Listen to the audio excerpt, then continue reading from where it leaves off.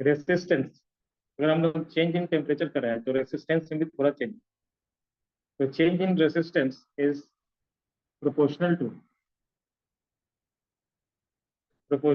Initial resistance को मैं R naught से लिखा, ठीक है। और change in resistance is proportional to change in temperature. Change in temperature को मैं डेल्टा थीटा से लिखा। डेल्टा थीटा क्या है? ये है चेंज इन टेम्परेचर,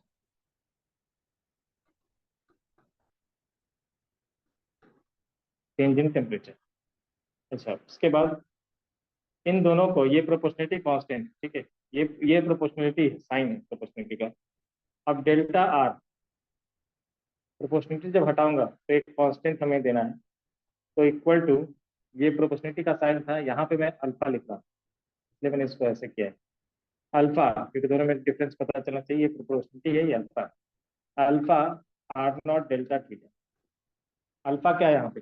अल्फा है, अल्फा है thermal coefficient of resistivity, thermal coefficient of resistivity, resistance, thermal coefficient of resistance, ठीक है, थर्मल कोफिशिएंट ऑफ रेसिस्टेंस, ये अल्फा है। और इसकी वैल्यू कांस्टेंट है, इसका यूनिट जो होगा वो वहां से देख सकते हैं। यूनिट क्या हो जाएगा इसका? यहाँ से देखो, delta R by R naught, ये यूनिट प्लस हो जाएगा, माइनस हो जाएगा, लेकिन डेल्टा थीटा है तो केल्विन इनवर्स या डिग्री सेल्सियस इनवर्स ऐसा लिखेंगे इसका यूनिट, ठीक है। अच्छा, हाँ लिखना है, वो मैं लिख दूंगा लास्ट में, जब पूरा ये एक्सप्रेशन बना लूंगा तब कौन सा टर्म किस चीज को रिप्रेजेंट करोगे।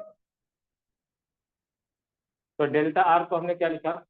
चेंज, ये अभी वाला आर, प्रेजेंट वाला आर, अगर ये रेसिस्टेंस आर है, इनिशियल आर नॉट था, तो चेंज को तो हम ऐसे ही लिखेंगे, equal to alpha R naught delta.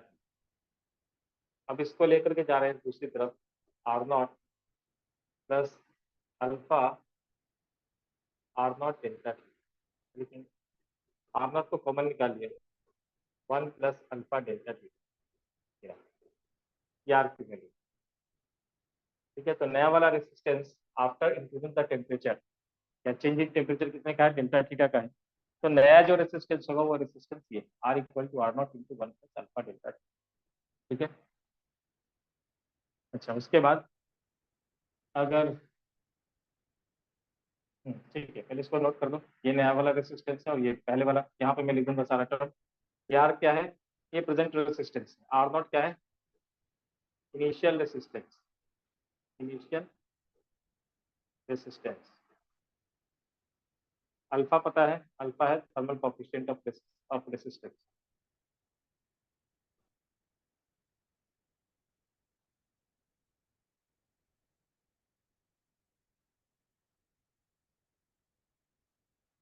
Resistance delta theta क्या है? चेंज इन टेम्परेचर,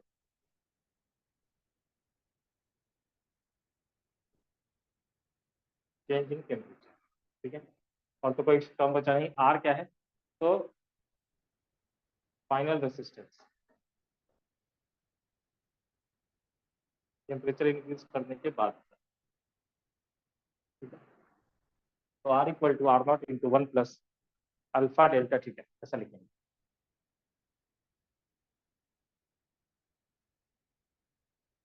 ठीक है।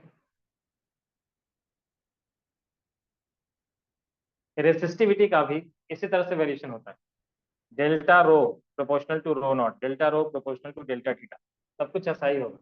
तो मैं सीधा लिख दे रहा हूँ सिमिलरली फॉर रेसिस्टिविटी, ठीक है।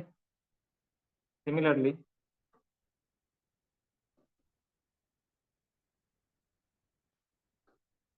डेल्टा रो, यानी कि change in resistivity equal to initial resistivity rho naught into alpha into delta theta, ठीक है।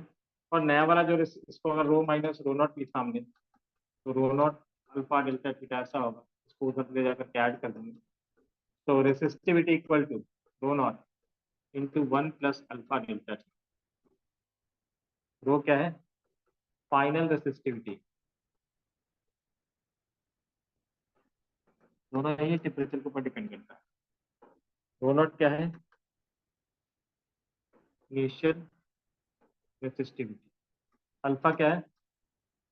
Thermal coefficient of resistivity.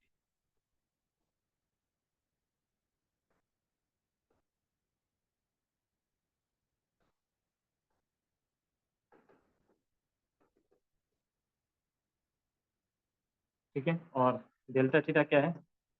Change in temperature.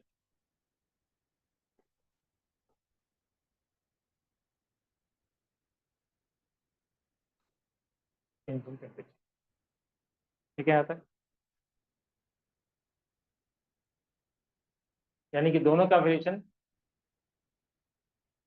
Temperature के साथ होता है। ठीक है।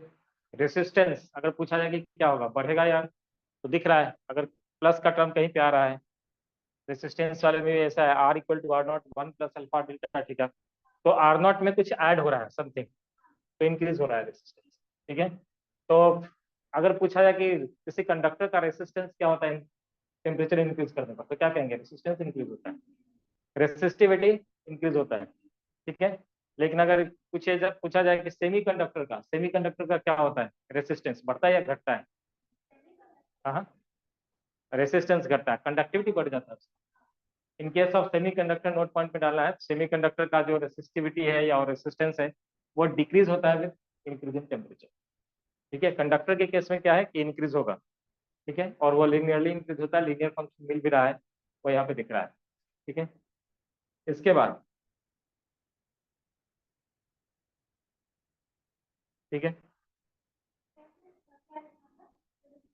नोट पॉइंट में डालना था, resistivity and resistance of semiconductor decreases with increasing temperature। ठीक है। यानी कि इन शॉर्ट मैं ऐसे लिख सकता हूँ, in case of conductor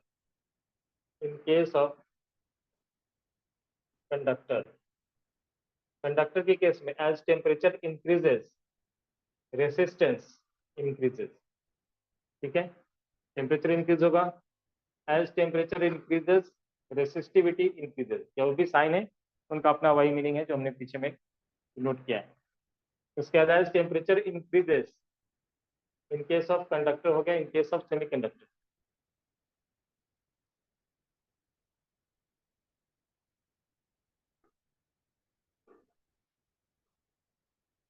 in case of semiconductor क्या हुआ, टेम्परेचर इंक्रीज होने से रेसिस्टेंस डिक्रीज होता है, टेम्परेचर इंक्रीज होने से रेसिस्टिविटी डिक्रीज होता है, कंडक्टिविटी इंक्रीजेस। ठीक है। और ये लिख सकते हैं हम लोग, कंडक्टेंस जी इंक्रीजेस, यहाँ पे कंडक्टिविटी सिग्मा इंक्रीजेस, यहाँ पे रेसिस्टेंस बढ़ रहा है इसलिए जी, जी है कंडक्टेंस, लिखना हो तो लिख लेना, जी इज कंडक्टेंस, और ये सिग्मा इज डिक्रीजिंग, कंडक्टिविटी है, सिग्मा इज कंडक्टिविटी। ठीक है, सिग्मा इज कंडक्टिविटी।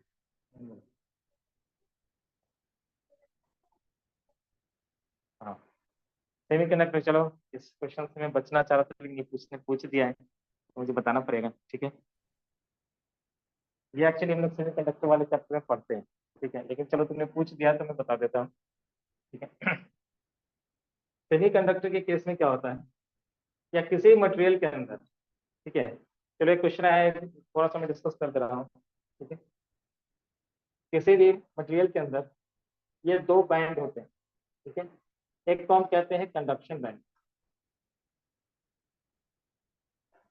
और एक इसको बैंड गैप थ्योरी कहते हैं। ठीक है, बैंड गैप थ्योरी ये हमें सेमीकंडक्टर में पढ़ना है, मतलब क्लास 12 का जब से सबसे लास्ट वाला टॉपिक उसमें पढ़ना है। ठीक है, तुमने पूछ लिया तो मैं बताया तो 2-3 मिनट का चीज है, कंडक्शन बैंड, और इसको कहते हैं वैलेंस बैंड, वैलेंस बैंड। ठीक है, इससे भी कंडक्टर के केस में क्या होता है, कंडक्टर के केस में ये दोनों बैंड ओवरलैप करते हैं।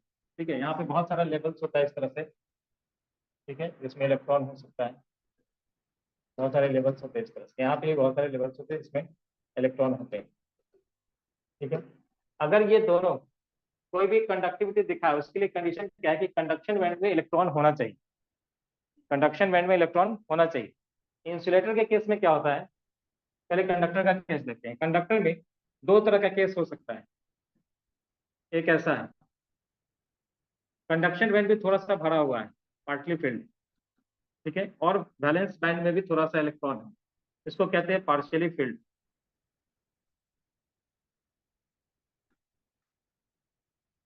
सी conduction band and V valence band, दोनों में इलेक्ट्रॉन है। तो ये कंडक्टर का केस है, बहुत अच्छा कंडक्टर नहीं हुआ लेकिन कंडक्टिविटी दिखाएगा।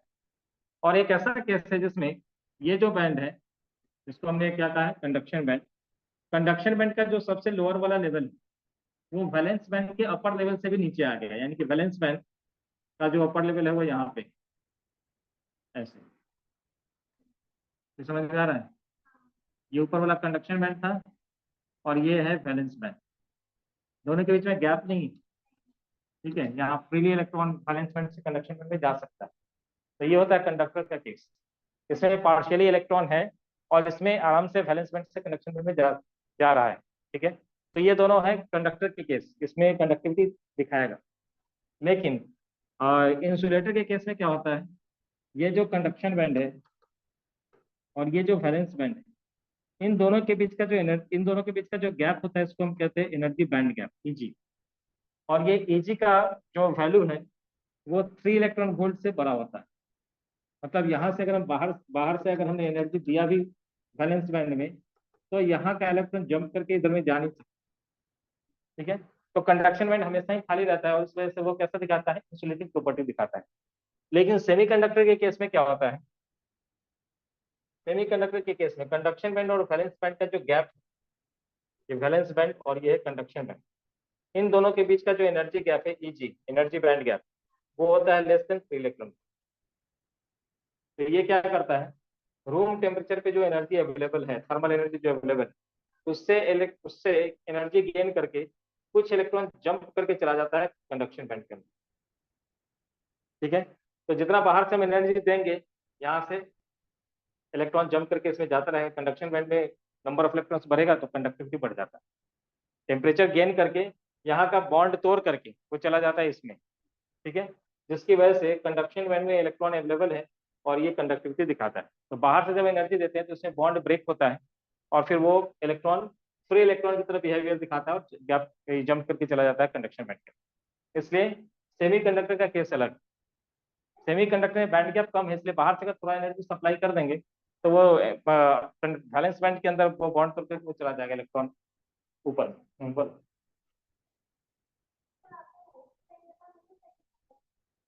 बिल्कुल राइट साइड में जो मैंने बनाया है ये सेमीकंडक्टर का है, ये इंसुलेटर का है।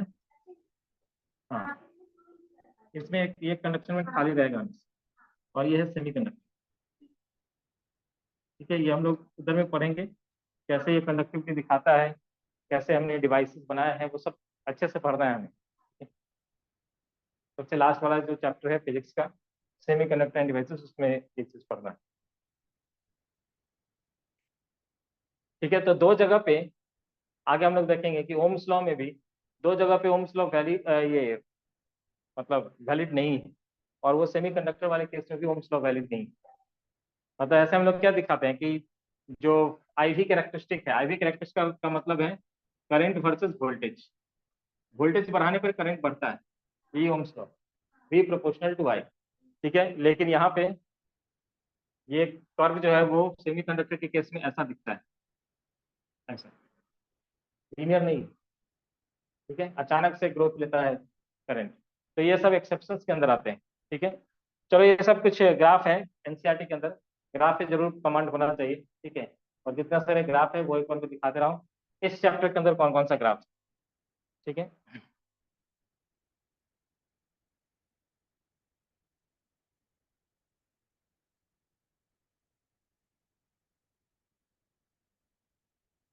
कौन सा तीसरा चैप्टर है, इस चैप्टर, हाँ थर्ड चैप्टर है, ये सब चीज तो हमने कर दिया था।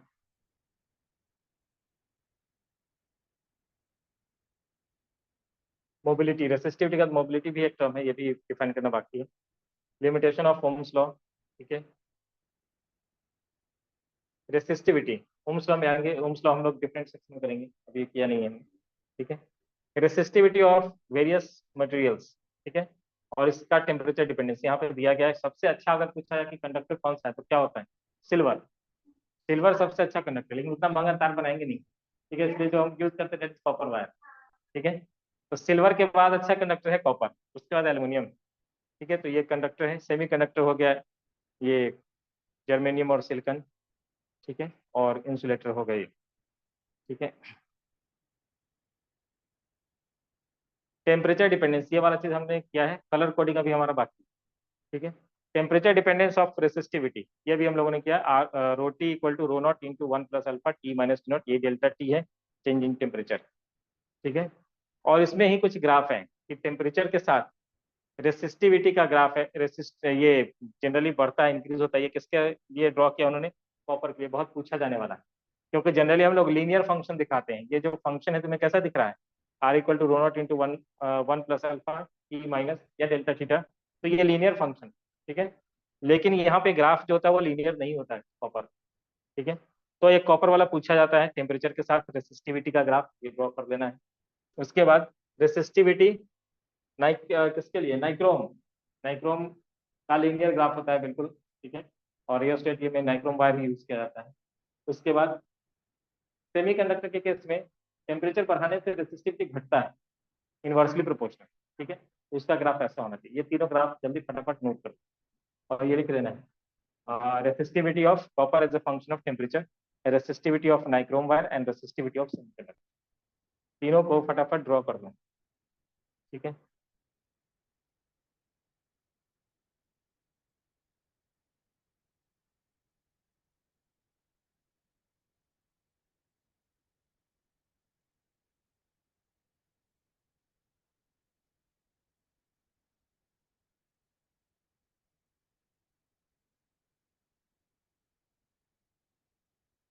ये क्वेश्चन बहुत कॉमन है, पूछा जाने वाला क्वेश्चन, ठीक है। यहाँ पे वो अगर एनसीईआरटी है तो अंडरलाइन कर लेना, लिखना हो तो नोट पॉइंट करके लिख लेना, ठीक है। ये पूछा जाता है कि नाइक्रोम का जैसा ग्राफ है वैसा ही मैग्नीन का ग्राफ वैसा ही होता है, मैग्नीन मैग्नीन का ग्राफ भी वैसा ही होता है। तो पूछा जाता है जो स्टैंडर्ड रेसिस्टेंस हम बनाते हैं, रियोस्टेट जिसको कहते हैं, रियोस्टेट में हम मैग्नीन का या फिर नाइक्रोम का या फिर कॉन्स्टेंटिन का ये यूज करते हैं, मटेरियल यूज करते हैं। उसका रीजन क्या है, उसका रीजन यही है कि इनका रेसिस्टेंस जो होता है वो टेम्परेचर के साथ बहुत कम वेरी करता है, ठीक है। टेम्परेचर के साथ इनका रेसिस्टेंस काफी कम वेरी करता है। These materials are widely used in wire bound standard resistor, rheostat की बात करें, since the resistance value would change very little with temperature, इनका रेसिस्टेंस का वैल्यू बहुत कम चेंज होता है टेम्परेचर के साथ, ठीक है। और याद होगा कि एम एन ई एस का टाउ बाई एम को हम लोगों ने क्या लिखा था, कंडक्टिविटी सिग्मा लिखा था।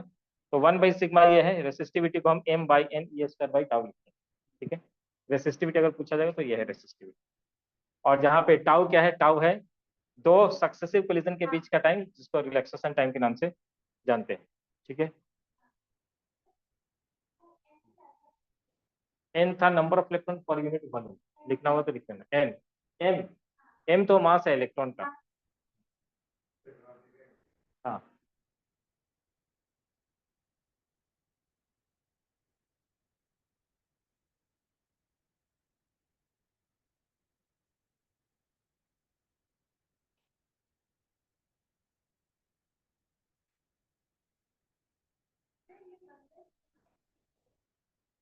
हम्म हम्म हम्म। रो की वैल्यू है, रेसिस्टिविटी की वैल्यू है या फिर, ठीक है। तो नोट करने वाला पॉइंट वहां पे था। नोट करने वाला पॉइंट ये भी था इधर में कि क्यों मैग्नीन या फिर नाइक्रोम वायर को यूज किया जाता है स्टैंडर्ड रेसिस्टेंस में। इसका टेम्परेचर जो है वो बहुत कम, टेम्परेचर के साथ इसका रेसिस्टेंस का वेरिएशन बहुत कम होता है, ठीक है। और रेसिस्टिविटी एक्चुअल में 1/कंडक्टिविटी है, जो कि ये है फॉर्मूला, ठीक है, जहाँ पे टाउ रिलैक्सेशन टाइम है दो सक्सेसिव कोलिजन के बीच का, ठीक है। चलो अब थोड़ा पीछे आते हैं, लास्ट वाला। तो अभी तक ग्राफिक होकर 3 और मुझे कह चुके हैं ग्राफ दिखाने के लिए,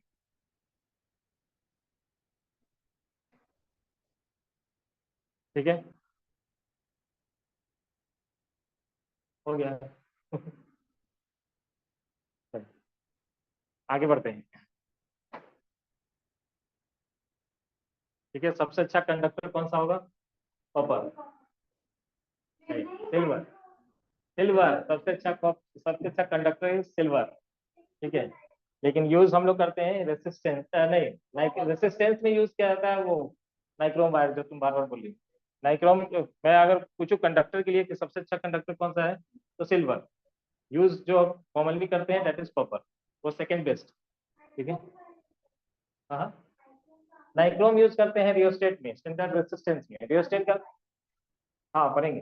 जो रेसिस्टेंस होता है वेरिएबल रेसिस्टेंस, पाएगा एमीटर ये सब में, वोल्ट मीटर एमीटर ये सब में, तो लोगों ने देखा भी होगा स्कूल में। रियोस्टेट देखा है? तो उसमें नाइक्रोम वायर यूज करते हैं। ठीक है, तो रेसिस्टेंस का वेरिएशन हो चुका है। लास्ट वाली क्लास में हम लोगों ने Ohm's law, vector form of Ohm's law किया था, राइट? किया हाँ था सर। या नहीं किया था? हाँ सर, किया था। ये तो लिख रखा है या नहीं किया था? ऐसे पीछे पीछे। ये, जी। हाँ नहीं, उसके बाद लिखा।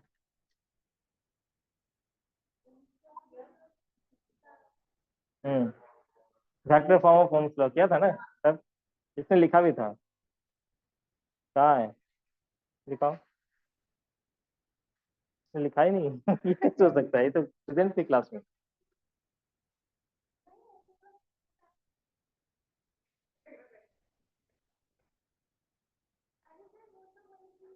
यही तो है वेक्टर फॉर्म ऑफ ओम्स में, J is equal to sigma into ई।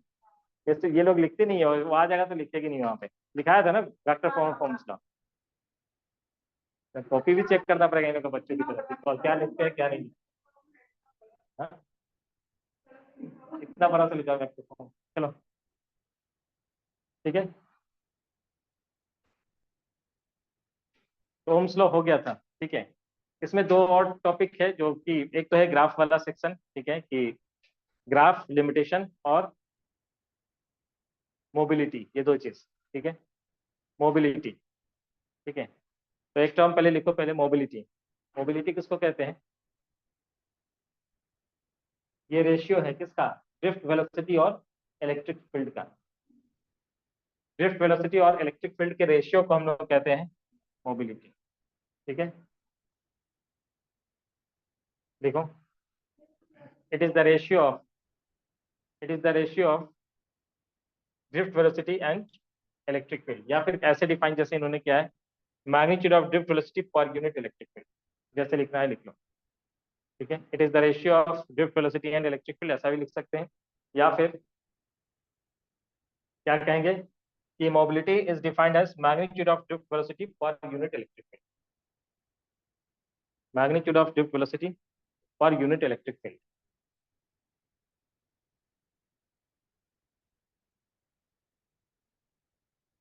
ठीक है, और लिख लेना इसको, mu equal to V D by E. V D by E. SI unit की अगर बात करेंगे, तो एसआई यूनिट क्या होगा? हाँ, लिखना पड़ेगा। कभी रिसेंटली लास्ट ईयर के पेपर में देखा गया था, ये मोबिलिटी का उन्होंने डायमेंशन यूनिट पूछ रखा था, यूनिट। ठीक है, हाँ हाँ। तो कैसे लिखेंगे? वेलोसिटी का क्या होता है? मीटर पर सेकंड होता है। ये तो मीटर पर second divided by electric field का वोल्ट के टर्म में लिखेंगे। इलेक्ट्रिक फील्ड का एक है न्यूटन पर कूलम। ठीक है, इलेक्ट्रिक फील्ड को एफ बाई क्यू जब लिखते हैं, तब लिखते हैं हम लोग न्यूटन पर कूलम, ऐसा लिखते हैं। लेकिन उसी को जब हम वोल्टेज के टर्म में लिखते हैं, तो याद करो इलेक्ट्रिक फील्ड और वोल्टेज के बीच में रिलेशन था, voltage equal to electric field into D, है ना? ठीक है, तो इलेक्ट्रिक फील्ड को यहाँ से हम वोल्ट, और ये डिस्टेंस का क्या हो जाएगा, मीटर, वोल्ट पर मीटर भी लिखते हैं। तो वो चीज अगर मैंने यहाँ पे लिखा वोल्ट पर मीटर, तो ये मीटर ऊपर जाकर के मल्टीप्लाई हो जाएगा, मीटर स्क्वायर पर वोल्ट सेकेंड, ये चीज। ठीक है, मीटर स्क्वायर पर वोल्ट सेकेंड, इसका ऐसा यूनिट है मोबिलिटी का। ठीक है, ये लिख लेना, क्योंकि ये सैंपल पेपर में आया था 2 साल पहले, वो सीबीएसई ने जो रिलीज किया था सैंपल। ठीक है, वीडियो तो लिख चुके हैं हम लोग, पहले देख चुके हैं, E into E by E into into tau by M. ठीक है, अब जैसे ही इसका वैल्यू सब्स्टिट्यूट करते हैं, किसको? वीडी का वैल्यू यहाँ पे अगर सब्स्टिट्यूट करते हैं, क्या था वीडी का वैल्यू? तो mu equal to mobility equal to V D की जगह पे E into tau by M, ये वी डी की जगह पे डिवाइडेड बाई इलेक्ट्रिक फील्ड, तो E into tau by M, ये इलेक्ट्रिक फील्ड से इंडिपेंडेंट है मोबिलिटी। तुमसे अगर ये पूछा जाए कि अगर हमने वोल्टेज पोटेंशियल को इंक्रीज कर दिया है क्या फर्क पड़ने वाला है उसके ऊपर, इलेक्ट्रिक फील्ड को इंक्रीज कर दिया है क्या पड़ने वाला है मोबिलिटी के ऊपर, तो लोगों को लगता है कि अच्छा मोबिलिटी का मतलब है, बेसिकली जो लोग समझते हैं कि कितनी आसानी से इलेक्ट्रॉन मूव कर सकता है। ठीक है, तो अगर मूव कर सकता है तो कहेंगे इसमें ज्यादा अच्छा अगर कंडक्टर होगा तो उसमें मोबिलिटी का वैल्यू ज्यादा होगा, राइट। तो उस हिसाब से लोग सोचते हैं कि इलेक्ट्रिक फील्ड अगर लगा देंगे तो चार्ज के ऊपर ज्यादा फोर्स लगेगा, लेकिन ये इलेक्ट्रिक फील्ड से इंडिपेंडेंट होता है। ठीक है, मैथमेटिकली सोच के नहीं करना है, मैथमेटिकली अगर सोचेंगे तो ये कैंसिल हो चुका है। ठीक है, अपना एक्सपीरियंस मत लगा देना कि फोर्स ज्यादा लग रहा होगा। ठीक है, हाँ कभी कभी होता है कि क्वेश्चन में पूछा जाता है और ठीक ठीक ढंग से याद नहीं तो लोग अपना एक्सपीरियंस से लिख देते हैं आंसर। ठीक है, तो mobility is independent of electric field. ठीक है, इलेक्ट्रिक फील्ड से हम डिवाइड करें, ऑलरेडी वीडी के अंदर एक इलेक्ट्रिक फील्ड, वो इलेक्ट्रिक फील्ड का एक्सप्रेशन था, नीचे डिवाइड करने से वो कैंसिल। ठीक है,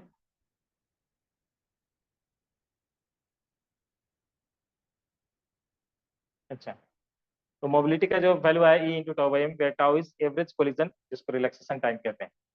ठीक है, हम लोगों ने ओम्स लॉ लिखा था, ओम्स लॉ और factor form of Ohm's law. Ohm's law में ये तो बचपन से पढ़ते आ रहे कि वी प्रोपोर्शनल टू आई होता है, वोल्टेज बढ़ाएंगे तो करंट बढ़ेगा, वी प्रोपोर्शनल टू आई, और इसी प्रोपोर्शनलिटी को हटा करके हमने एक कांस्टेंट डाला है आर, तो वी इक्वल टू हो चुका है आई आर। ठीक है, वी इक्वल टू क्या हो चुका है आई आर, तो V equal to I R है, तो इसको हम लोगों ने कहा था ओम्स लॉ।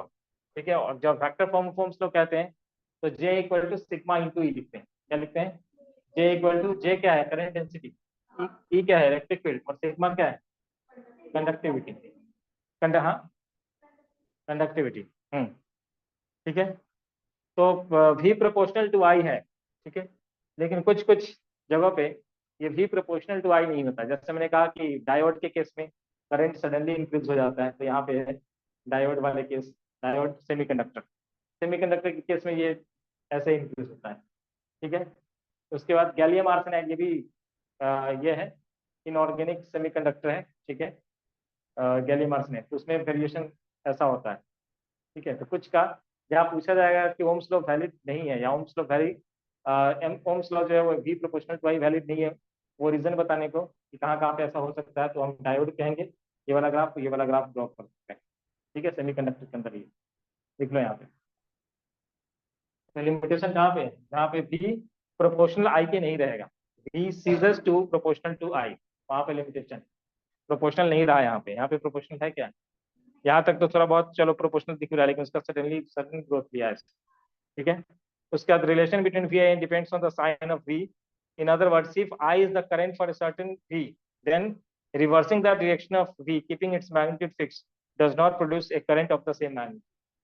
ये कहा है मैंने कि v प्रोपोर्शनल टू i है, उनका ये कहना है कि इस पोटेंशियल पे अगर ये करंट दे रहा है तो इसका उल्टा इस करंट पे हमें ये पोटेंशियल मिलना चाहिए। ठीक है, तो ये जब जहाँ पे वैलिड नहीं होता वहां पे हम कह देते हैं कि ये प्रोपोर्शनल नहीं, और डायोड के केस में ये प्रोपोर्शनल नहीं होता। ठीक है, तो जहाँ पे पूछा जाएगा ओम्स लॉ वैलिड नहीं है, उसका एग्जांपल देने के लिए तो कहेंगे सेमीकंडक्टर के, इन सेमीकंडक्टर आईवी कैरेक्टरिस्टिक जो होगा, आईवी कैरेक्टरिस्टिक मतलब वोल्टेज वर्सेस करंट, वो प्रोपोर्शनल नहीं होगा। ठीक है, ड्रॉ कर लेना इसको जल्दी फटाफट।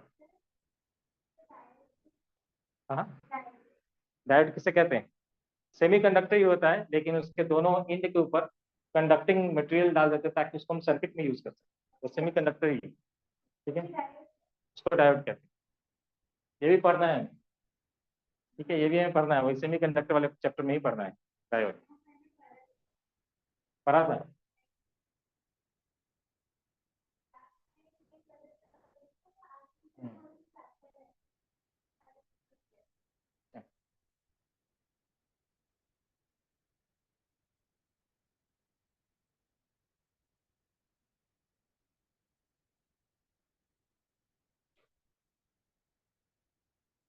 तो लिमिटेशन ऑफ फॉर्म्स में क्या कहेंगे, कुछ ऐसे सर्किट के अंदर कुछ ऐसे मटेरियल होते हैं जहाँ पे V proportional to I hold नहीं करता। ठीक है, होल्ड नहीं करता, वो कौन सा सर्किट होगा? तो जिस सर्किट के अंदर semiconductor device use, semiconductor use कर रहे हैं, डायोड यूज कर रहे हैं, उस केस में भी प्रोपोर्शनल टू आई नहीं रहे। ठीक है, ये तीनों ग्राफ ड्रॉ कर देना उधर।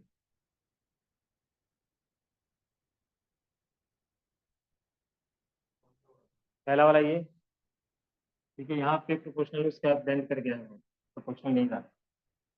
उसके बाद दूसरा लिखना है ऐसे, पूछा जाएगा तुम्हें कैसे कि डायोड के लिए आईवी कैरेक्टरिस्टिक ड्रॉ करो डायोड के लिए, तो ये है ग्राफ। वो भी डायोड ही है, इनऑर्गेनिक सेमीकंडक्टर उसको कहते हैं, गैलियम और आर्सेनाइड दोनों को मिलाकर के बनाए। फर्स्ट वाला ये लिमिटेशन जहाँ पे होगा वहां पे ये लिखना है।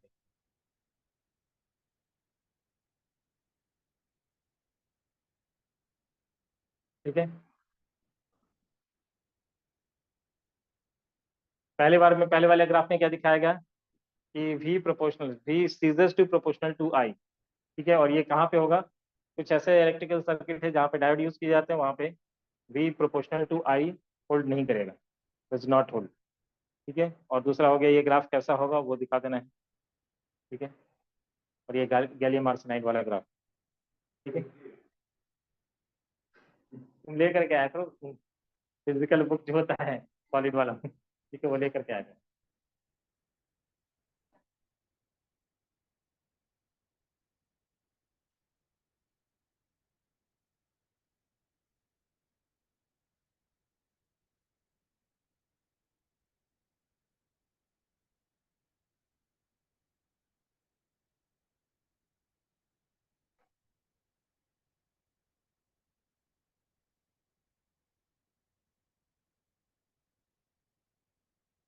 ठीक है, और जो भी ओम्स लॉ को फॉलो नहीं करते वो बहुत वाइडली यूज किया जाता है इलेक्ट्रॉनिक सर्किट के अंदर, और डायोड ये सब बहुत ज्यादा यूज होता है। ठीक है, मोबिलिटी हो चुका है, इसके पहले और कुछ छूटा तो नहीं है? ड्रिफ्ट वेलोसिटी बता दिया था, और ये करंट डेंसिटी के साथ क्या रिलेशन है, जे प्रोपोर्शनल टू आई, ये सब दिखा दिया था। वेक्टर फॉर्म्स लो बता दिया था। ठीक है, ये सब करा दिया था। चलो आगे बढ़ते हैं।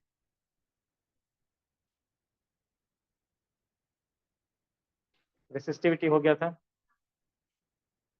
रेसिस्टिविटी का टेम्परेचर डिपेंडेंस हो गया था। अब कलर कोड। ठीक है, कलर कोड, कलर कोड से अभी रिसेंट में बहुत क्वेश्चन आ रहा है, पहले ये इग्नोर था ये टॉपिक। ठीक है, लेकिन अभी क्या रिसेंट का, अगर तुम जेई मेंस का बुक देखो तो जेई मेंस के प्रीवियस क्वेश्चन ऑलमोस्ट हर ईयर आया है। ठीक है, लेकिन पहले ये पूरी तरह से इग्नोर पार्ट। ठीक है, तो ये याद रखना पड़ेगा, ये टेबल। ठीक है, टेबल याद रखना पड़ेगा। हाँ, बता देता हूँ। ठीक है, याद रखने के लिए पीपी रॉय ऐसे करके बना हुआ है, ROY, black, brown, red, orange, yellow. ठीक है, पीपी रॉय, ग्रेट ब्रिटेन, पता नहीं ग्रेट ब्रिटेन क्यों बोलते हैं। इसका पहला वाला लेटर हमें लेना है। ठीक है, बस इस सेंटेंस को कंप्लीट किया ताकि याद रहे। ठीक है, जी फॉर ग्रीन है यहाँ पे, बी फॉर ब्लू। ठीक है, हाँ याद रखना है, पहले जो बी आया है वो ब्लैक, ब्लैक ब्राउन और उसका ब्लू। ठीक है, ये ऑर्डर है। ठीक है, थोड़ा शिफ्ट कर गया ये, मेरी इसके लिए आया।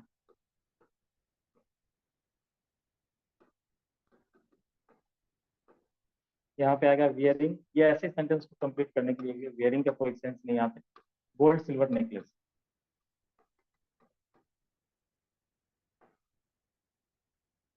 ठीक है, ये एन वाला जो है no colour, S for silver, G for gold, ये जो तीनों है ये टॉलरेंस बताता है। देखना इसको ऐसे ही टेबल टेबल में ऐसे लिखना है, साइड में इसको लिखना है। ठीक है, ये सेंटेंस ऐसा होगा, B B Roy Great Britain has very good wife wearing gold silver necklace. ठीक है, तो ऐसे याद रखना है इसका, यहाँ तक तो ठीक है, ये तो सिंगल लेटर से ही काम चल जाता है। इसके बाद ये फर्स्ट लेटर ही लेना है।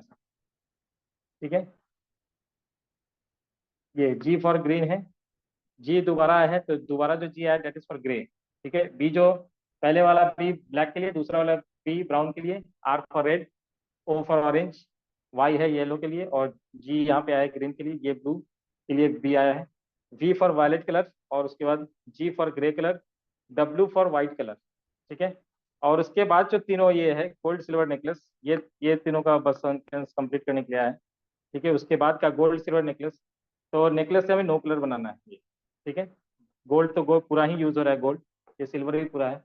ये सिर्फ टॉलरेंस को बताने के लिए आता है। ठीक है। अब कलर कोडिंग कैसे करना है देखो यहाँ पर, जैसे ये कलर दिख रहा है, red colour red colour red colour, तो पहला जो दो कलर होता है ये दो कलर। ठीक है। ये पहला दो कलर फर्स्ट टू डिजिट को बताता है, फर्स्ट टू डिजिट। और जो तीसरा कलर है वो मल्टीप्लायर ऑफ 10, 10 का मल्टीपल, मल्टीप्लायर ऑफ 10।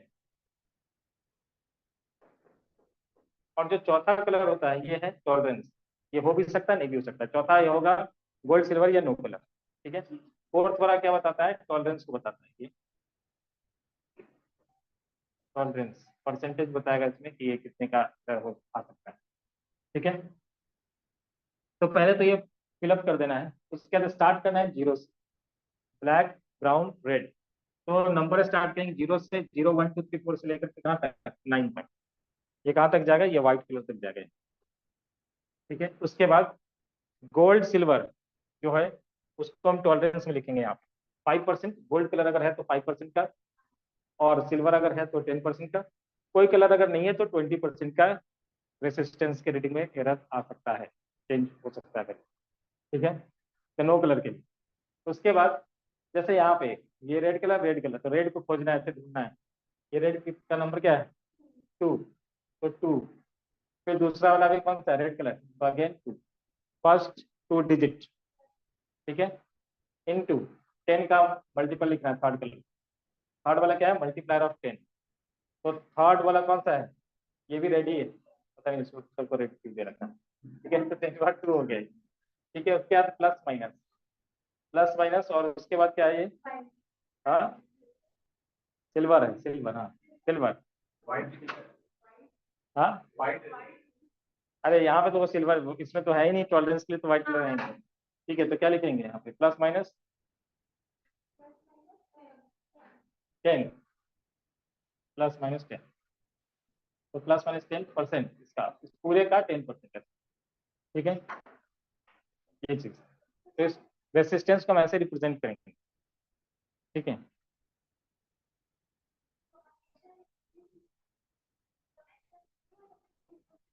दिखा रहा हूँ क्वेश्चन कैसा होगा वो भी दिखाऊंगा। ठीक है। हाँ ये पहले लिख लो फटाफट।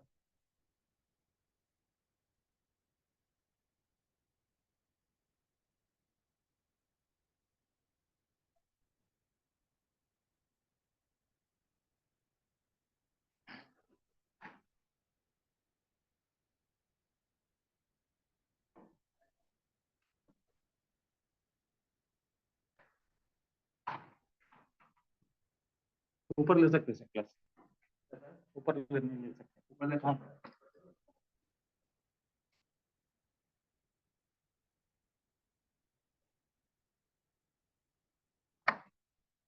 ऊपर वाला खोल दो, अंदर है अंदर।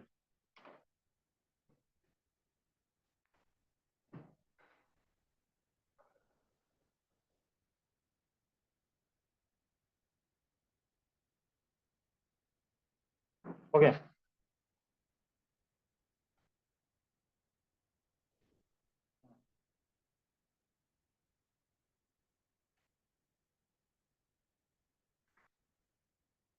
चलेगा।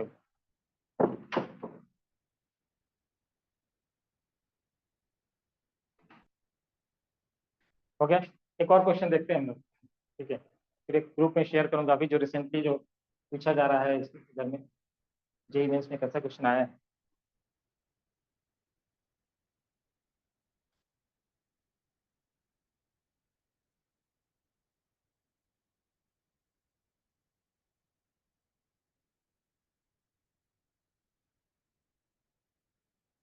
बताओ इसको।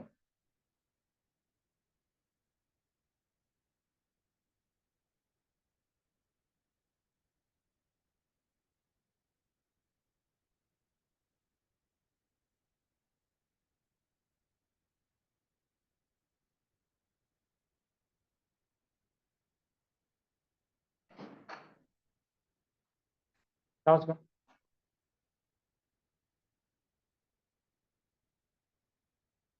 चलो एक दूसरा कलर आएगा फॉर्चुनेटली। तो इसमें हम लोग को लिखना है इसके लिए येलो वायलेट ब्राउन गोल्ड। चलो ये सिल्वर ही था लिखा हुआ है। येलो वायलेट ब्राउन गोल्ड, इसका बताओ कि अगर रेसिस्टेंस लिखेंगे तो क्या लिखेंगे?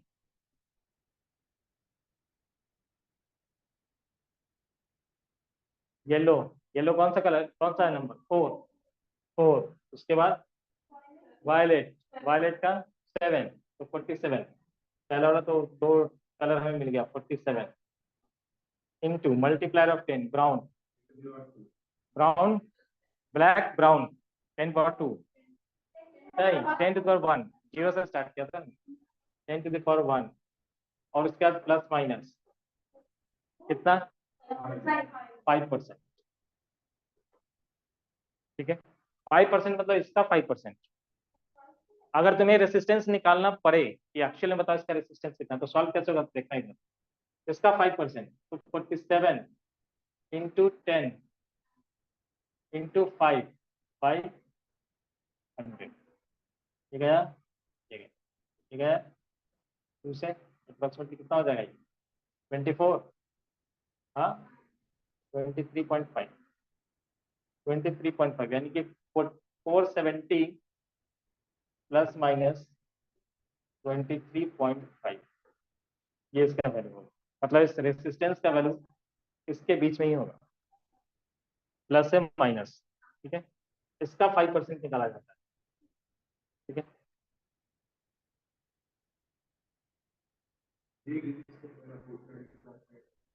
हम्म,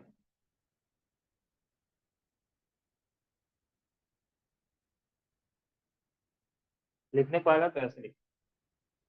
कभी वो क्या करते हैं कि ये दे देते हैं क्या, ये लिखा हुआ रेसिस्टेंस का वैल्यू दे देंगे, तुम्हें पूछेंगे बताओ कलर का ऑर्डर क्या होना चाहिए, उल्टा। वो याद होना चाहिए ये चीज। ठीक है,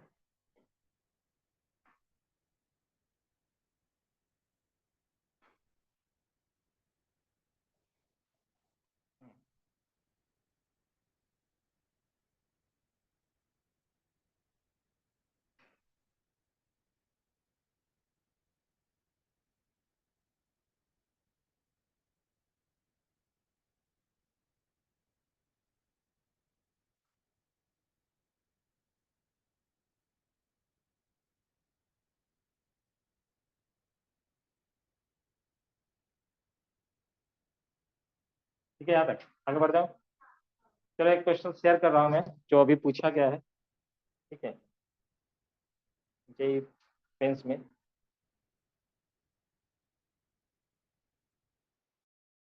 ग्रुप में शेयर कर रहा हूँ।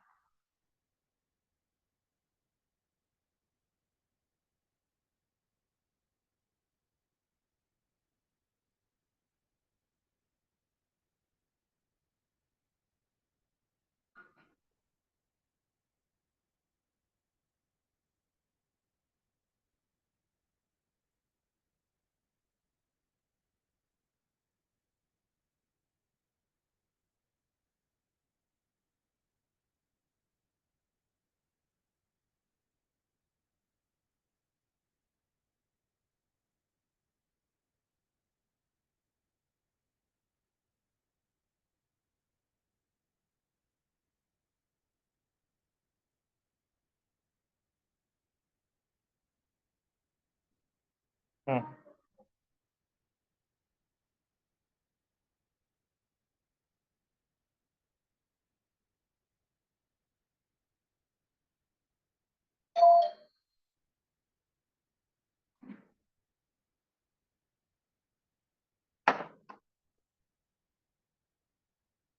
ऊपर ऊपर कर लो।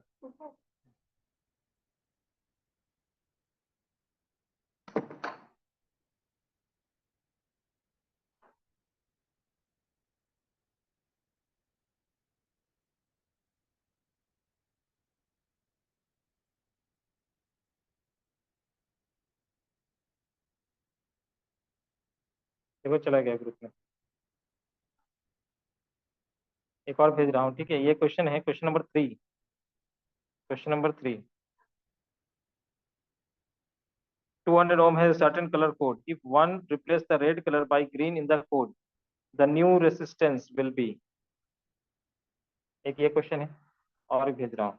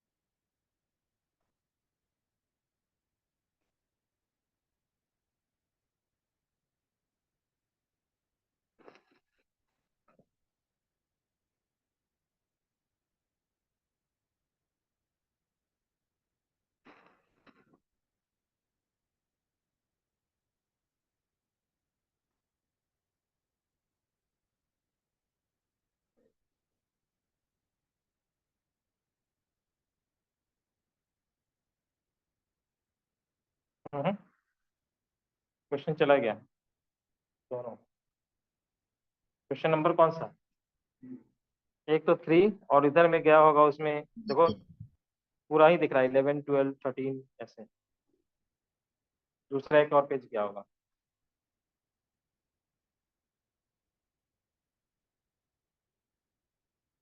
चलो करके दिखाता हूँ क्या क्या भेजा है मैंने.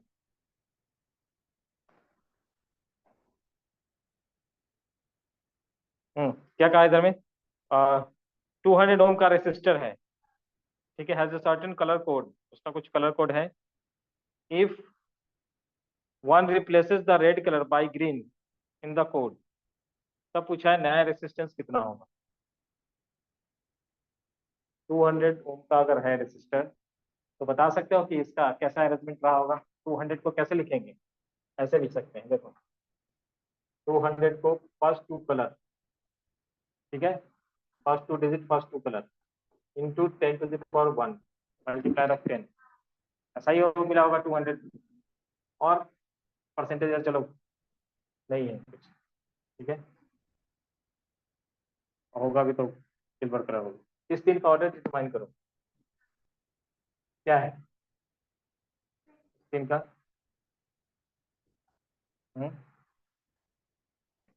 Sir, red, black. Red Sir, black. Black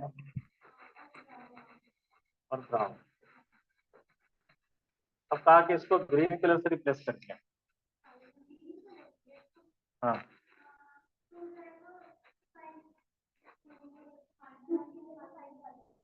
हाँ हाँ, 2 की जगह पे 5 आ जाएगा तो 500 होना चाहिए, ठीक है. हो गया, यही पूछा. अब क्या क्वेश्चन देख लो. हाँ यही का क्वेश्चन कब आया था? 2019 में 8 अप्रैल 1 शिफ्ट में, ठीक है. चलो उसके बाद क्वेश्चन नंबर 11. क्वेश्चन नंबर 11 तो आंसर क्या हुआ उसका? 5 कलर को रिप्लेस कर दिया है किससे? ग्रीन कलर से, ठीक है. तो रेड की जगह पे ग्रीन, ग्रीन के लिए 5 आ जाएगा. तो 50 इंटू 10⁻1 ऐसा लिखेंगे तो 500.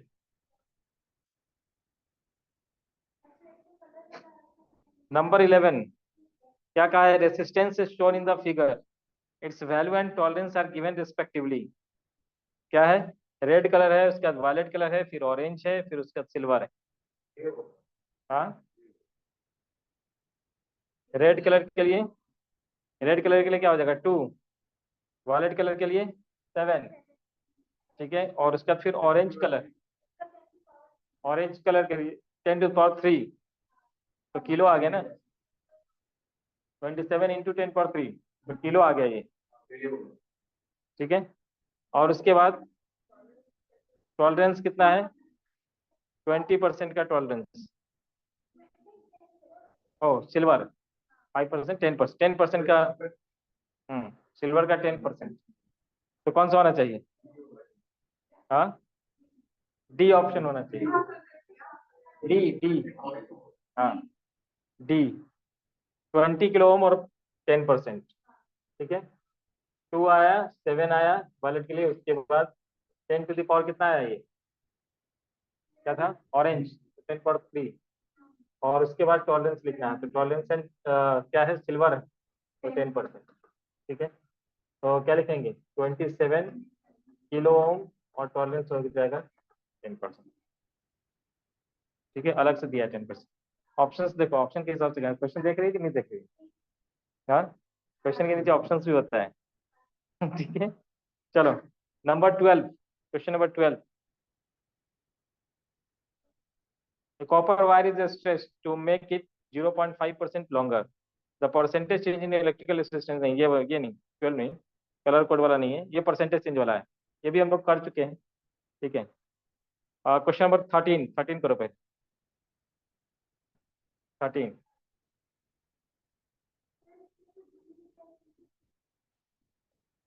हाँ हाँ,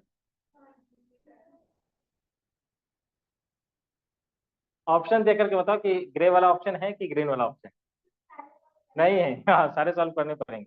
ग्रे का क्या है नंबर, ग्रे का 8, तो 8 से तो कोई शुरू ही नहीं हो रहा है पहली बार, तो ग्रीन ही होगा। हम्म,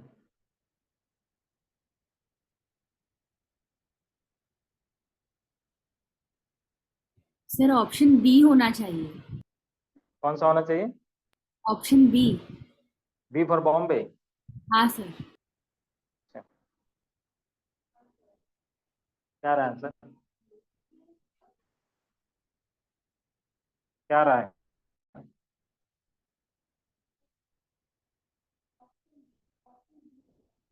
ऑप्शन बी।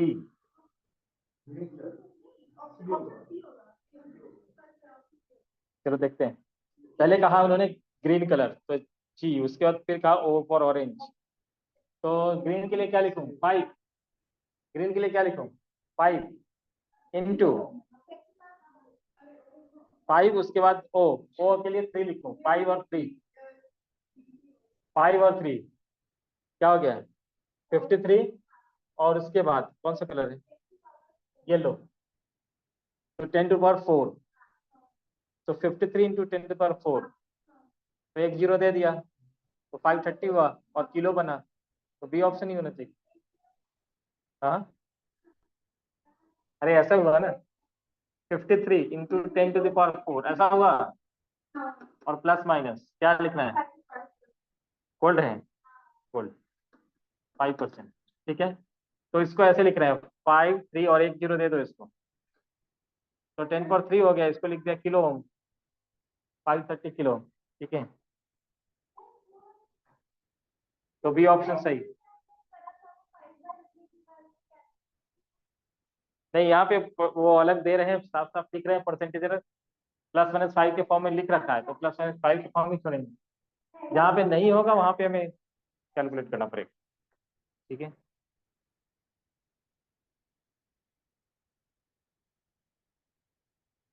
ठीक है, तो अभी रिसेंट में यहाँ से इस इग्नोर्ड पार्ट से भी क्वेश्चन पूछा जा रहा है, ठीक है, इसलिए अब इसको इग्नोर नहीं करना है, और क्वेश्चन ऐसे होते हैं जो बन जाते हैं, मतलब में ऐसा कुछ ज्यादा, नीट में आया था उसमें उल्टा था, उन्होंने ये दे रखा था, क्या नाम है वो, रेसिस्टेंस दे रखा है, और कलर का ऑर्डर पूछा था उधर, तो उल्टा।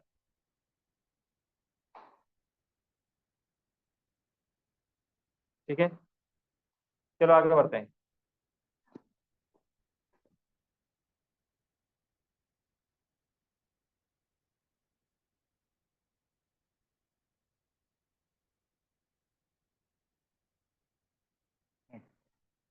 इलेक्ट्रिकल एनर्जी और पावर में आगे, ठीक है, उसके बाद combination of resistor, series parallel, ये सब ऑलरेडी बहुत हो चुका है, ठीक है। फिर लेकिन एक बार जस्ट रिकैप कर दूंगा, बोल दूंगा यहाँ पे, ठीक है, वो सब रिजल्ट लिख दूंगा, ऑलरेडी हम लोग ये सब चीज कर चुके हैं, ठीक है। तो आते हैं, एक बार रिसीवर में देख लें।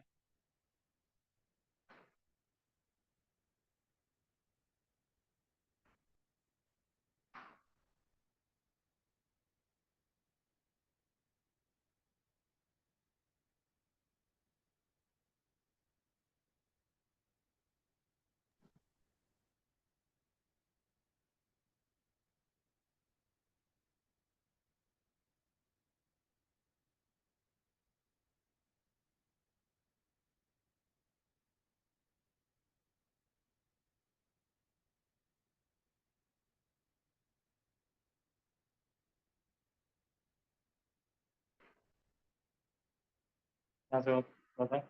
एवरेज करंट देख लिया था हमने, इंस्टेंटेनियस करंट भी देख लिया था, करंट डेंसिटी देख लिया था, ये सब हो चुका था। उसके बाद ड्रिफ्ट स्पीड का कैलकुलेशन, ठीक है। उसके बाद J current density I by N E V D, ठीक है, ये सब हो चुका था। उसके बाद ओम्स लॉ, ये था factor form of Ohm's law, J is equal to sigma into E, इसको हमने प्रूव किया था, V equal to I R B, यही, ठीक है। उसके बाद वहीं से आया था ये चीज कि जो रेसिस्टेंस है वो resistance rho into L by A, ठीक है, ये हो चुका था। लेंथ के ऊपर ये कैसे डिपेंड कर रहा है, ये हो चुका था। कलर कोड ऑफ रेसिस्टर कर लिया हमने अभी, ठीक है। यहाँ पे देखो, जैसे मैंने पूछा है कहाँ पे कैलकुलेट करेंगे, जैसे इधर में कैलकुलेट कर लिया हमने, इसका 5% कैलकुलेट कर लिया, तभी 0.07 लिखा है, ठीक है। नहीं, वो ऑप्शन देख करके पता चल जाता है, जनरली कैलकुलेट नहीं करवाते हैं वो लोग, नहीं करवाते हैं, ठीक है। टेम्परेचर डिपेंडेंस ऑफ रेसिस्टिविटी, ये हमने कर लिया है, ठीक है। रेसिस्टिविटी का टेम्परेचर के साथ किस तरह से होता है वेरिएशन, फिर यहाँ पे कुछ डेटा दिया है। फिर थर्मिस्टर वो कहते हैं सेमीकंडक्टर, ठीक है, जहाँ पे ये temperature coefficient of resistivity is negative, ये भी इंपॉर्टेंट पॉइंट है, लिखना है तो लिख लेना। नेगेटिव इसका मतलब क्या है, देखो इसको मैथमेटिकली अगर हम रिलेट करेंगे, टेम्परेचर कोफिशिएंट ऑफ रेसिस्टिविटी किसको कहा था, अल्फा को कहा, अल्फा को करें कि नेगेटिव, सोच कर देखो, यहाँ पे तुमने ऐसा लिखा था रेसिस्टिविटी को O equal to rho naught into 1 + α ΔT, ये लिखा था। अगर ये निगेटिव है तो यहाँ पे तो कुछ सब्ट्रैक्ट होगा, अगर ये सब्ट्रैक्ट हो रहा है कुछ इधर से, तो ये रेसिस्टिविटी को घटा रहा है, कम कर रहा है, ठीक है। तो इसका मतलब है, जब पूछा ये भी पूछा जा सकता है, ये क्वेश्चन डायरेक्टली पूछ सकते हैं कि रेसिस्टिविटी ऑफ सेमीकंडक्टर क्या होगा, पॉजिटिव होगा कि नेगेटिव होगा, तो कहेंगे नेगेटिव, ठीक है, लिखना है लिख लेना इसको। तो रेसिस्टिविटी डिक्रीज करता है as we raise the temperature of material, ठीक है, जिसकी वजह से इसका कंडक्टिविटी इंक्रीज होता है। सुपर कंडक्टर के केस में ग्राफ अगर ड्रॉ करना है तो रेसिस्टिविटी का ग्राफ ऐसा होता है, ये दोनों ड्रॉ कर लेना अगर, ठीक है। ऐसे ये सब कभी स्टैंडर्ड एग्जाम में नहीं आया, लेकिन पूछेंगे तो वो लोग अपने ये सब एलएन ये सब के टेस्ट टेस्ट में आकर रहते हैं, ठीक है। अब दोनों एक ही जगह पे अब हम लोग एनसीईआरटी से भी और इस वाले बुक से भी एक ही जगह पे आ चुके हैं, बैटरी और ईएमएफ और उसका मैकेनिज्म बताना है, ठीक है। फिर उसके बाद एनर्जी, फिर किरचॉफ्स लॉ, एटलीस्ट यहाँ तक खत्म करना है किरचॉफ्स लॉ तक, ठीक है। हालांकि किरचॉफ्स लॉ भी मैंने बता दिया था उधर में कैपेसिटर वाले में, ठीक है, कि कैसे लिखना है कैपेसिटर के क्रॉस, इसके क्रॉस कैसे लिखना है, इसके क्रॉस कैसे लिखना है, वो पढ़ना है हमें, ठीक है। हाँ, वो मैं पूरा दोबारा बताऊंगा, कैसे मतलब, ठीक है। अच्छा, ठीक है।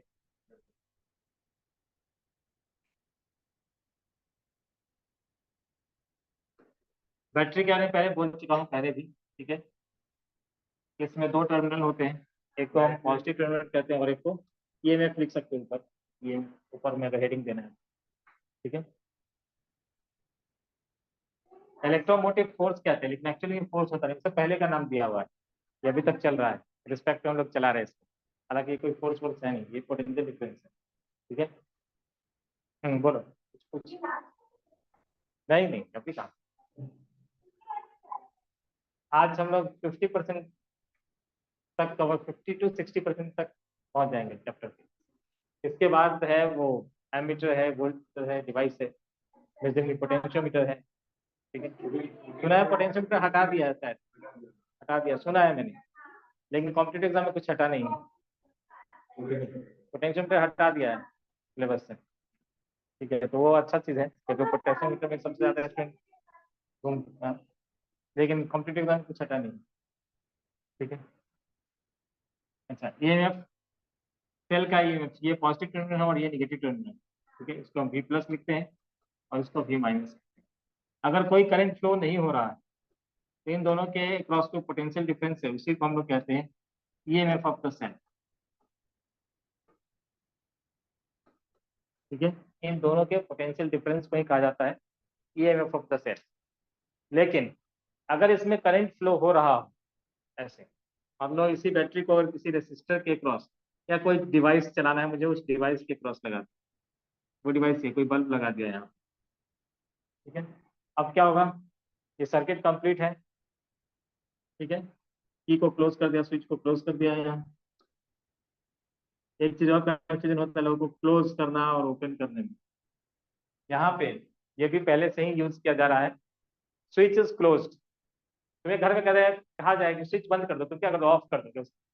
लेकिन यहाँ पे स्विच क्लोज करने का मतलब था स्विच ऑन करना। ठीक है, अब ये सब पहले से चला रहा है, इसलिए ये कीवर्ड हम कुछ चेंज कर नहीं सकते। ठीक है, तो स्विच इज क्लोज जब कहा जाएगा यहाँ पे, तो स्विच ऑन समझ लेना था। ठीक है, कनेक्ट कर देना स्विच को, और स्विच को जब ओपन करने के लिए कहा जाए तब स्विच को ऑफ कर देना। ठीक है, तो अगर यहाँ पे हमने स्विच को क्लोज कर रखा है, सर्किट क्लोज हुआ, सर्किट क्लोज हुआ तभी यहाँ पे करंट फ्लो होगा। कहाँ से करंट फ्लो होगा, तो हाई पोटेंशियल से लो पोटेंशियल तक, तो करंट ऐसे चलेगा। ठीक है, एक्चुअल में करंट, ये भी हम लोग का पुराना ट्रेडिशनली चला रहा है कि हाई से लो की तरफ करंट को हम ऐसे दिखा हैं, एक्चुअल में इलेक्ट्रॉन उल्टा फ्लो होता है। ठीक है, तो ऐसे फ्लो कर रहा है, ये हाई रेसिस्टर के क्रॉस हाई से लो जाता है पोटेंशियल का ये करंट। ठीक है, तो हाई और लो ऐसा है। अब जैसे हमने स्विच को क्लोज कर दिया, ठीक है, उस केस में क्या लिखेंगे, अगर किरचॉफ लॉ लिखते हैं तो बताओ, इसका ईएमएफ ई है, ई। तो यहाँ से अगर स्टार्ट करते हैं, लो से हाई जा रहे हैं तो प्लस ही लिखा, यहाँ जाते हुए मान लेते हैं करंट इसके अंदर आई है, तो माइनस आई इंटू रेसिस्टेंस इसका आर है, तो आई इंटू आर इसका पोटेंशियल का ड्रॉप कराएंगे, पहुंच गए वापस हम लोग वहीं तक, तो इक्वल टू क्या कर देंगे, जीरो। ये तो बताया था कि चलो। ठीक है, E minus I R equal to zero. तो ई इक्वल टू हम लोग क्या लिख रहे हैं यहाँ पे लिख रहे हैं आई आर।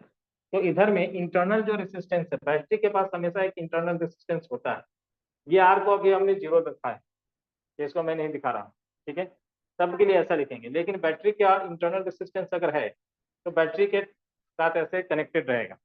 अब कंफ्यूज नहीं होना है कि इसको यहाँ पे कनेक्ट करना है कि इधर में कनेक्ट, कहीं भी लगा दो, सीरीज में होना चाहिए।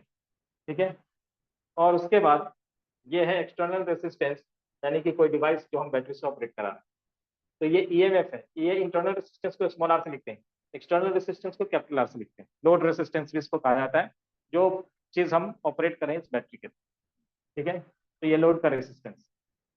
अब करंट चलेगा ऐसे हाई से लो की तरफ बैटरी में, ऐसे होता हुआ जाएगा। तो अगर एक ही लूप है, सिंगल लूप है, तो इसमें करंट आई लिखा गया है। ठीक है, और उसके बाद किरचॉफ लॉ लिखो इधर में, तो क्या लिखेंगे, ई ऐसे चला, मैं यहाँ से चलना शुरू किया मैंने, लो से हाई, तो क्या लिखा, पॉजिटिव ई। ऐसे आ रहा हूँ, करंट यहाँ पे हाई से लो, तो माइनस आई आर। फिर ऐसे गया, करंट के डायरेक्शन में जा रहा हूँ, तो ये हाई ये लो। ठीक है, तो क्या हो जाएगा, ये minus I R equal to, इसी को हम ऐसे लिखेंगे, E equal to I R plus R, ऐसा लिख सकते हैं। और यहाँ से अगर हमें करंट निकालने को कहा जाए तो करंट हम निकाल सकते हैं, इसमें बहुत कुछ मैं कैलकुलेट करने वाला हूँ, ई बाई आर प्लस आर। ठीक है, लेकिन अगर तुम्हें कहा जाए सेम वाले डायग्राम, पहले यहाँ तक लिखो उसके बाद आते हैं। मैं उसको कहीं भी लगा दूँ, उससे कोई फर्क नहीं। करंट के डायरेक्शन में, करंट जैसे फ्लो हो रहा है, करंट कैसे फ्लो हो रहा है, ऐसे, ये हाई ये लो, करंट का डायरेक्शन जो होता है वो हाई से लो की तरफ होता है। हाँ, अभी मुझे बहुत कुछ बोलना है उसके ऊपर, पहले नोट कर लो इसको। ठीक है, अभी खत्म नहीं हुआ है, बहुत कुछ बोलूंगा।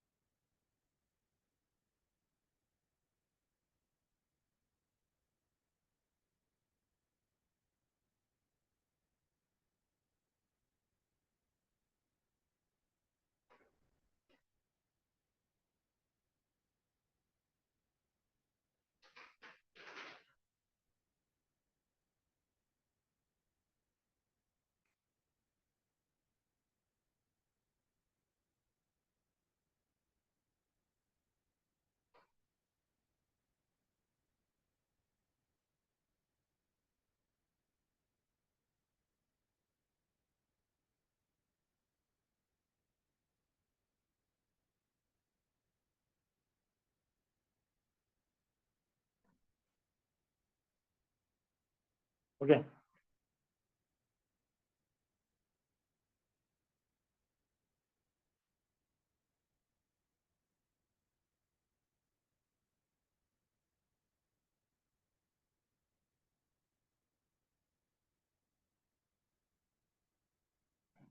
क्लियर? सब उल्टा सीधा सब करो, जैसे लगाना हो वैसे लगाते हैं, ठीक है अभी, ठीक है। यहाँ पे एक रेसिस्टेंस लगा दिया था ऐसे, ठीक है, और यहाँ पे हम लोगों ने एक्सटर्नल रेसिस्टेंस लगाया। अब इसको करें ऑपरेट, मतलब आधा आधा कर दिए, नाम दे दो ए बी सी और ये बी। जो ए का पोटेंशियल है क्या वही डी का पोटेंशियल है, पूछ रहा हूँ, यस और नो। मैंने लिखा ऐसे कि V A equal to V D, क्या ये बात सही है? मैंने लिखा V B equal to V C, क्या ये बात सही है? हाँ, ऑनलाइन में जो जुड़े हुए हैं, जो लोग ऑनलाइन में जुड़े हुए हैं वो बताओ, मैंने ये सही लिखा? यस और नो, अनम्यूट करके बोले जल्दी फटाफट। लोग सोचते रहता है कि कहीं दूसरा सुनने दे। नहीं, अगर बोल सकते तो उधर मैसेज कर दो मुझे। पूछता हूँ इन लोगों का नाम लेके पूछता हूँ तब भी नहीं बोलता है। हाँ,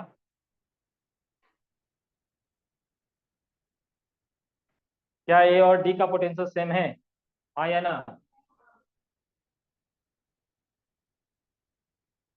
हाँ या ना? सेम है? नहीं है सेम? हाँ या ना? पूछ रही कि बता रही, इसका तो एक्सप्लेन नहीं अलग है।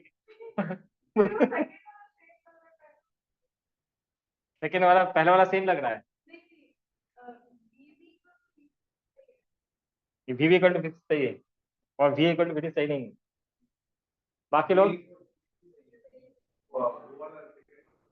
सर सेम नहीं लग रहा। रुक जाए एक मिनट, वो कुछ बोल रही है, तुम लोग शांत रहो। हाँ बोलो। सर नहीं लग रहा सेम है, नहीं लग रहा। नहीं लग रहा सेम है मतलब नहीं है सेम? नहीं है सेम। अच्छा नहीं है सेम, अच्छा चलो ठीक है। ये बात भी सही है और ये बात भी सही है, ठीक है, क्योंकि कंडक्टिंग वायर है, वायर का काम है same potential, conductor equi potential surface होता है। अगर ये कंडक्टिंग वायर है तो क्यों नहीं है, मुझे तो कोई दिक्कत नहीं है सही। और ये भी कंडक्टिंग वायर है।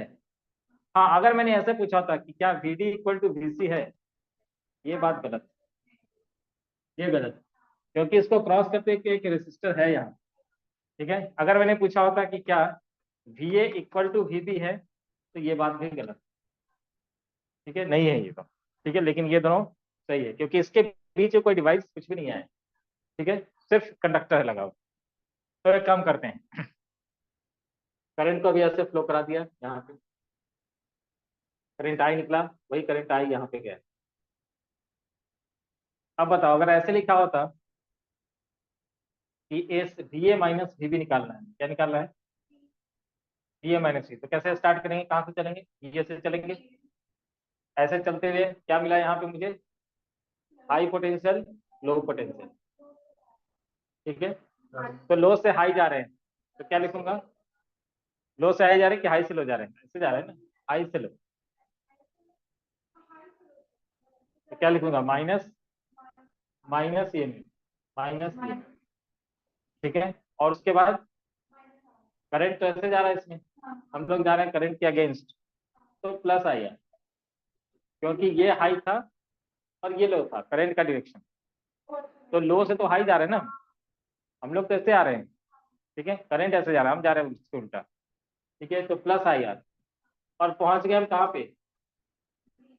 तो पोटेंशियल का ड्रॉप होकर के बनाएंगे।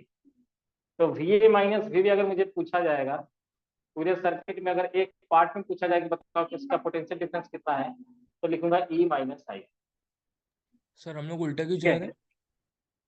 हाँ, सर हम लोग उल्टा कुछ क्यों पूछ जा रहे हैं? रहे हो क्या?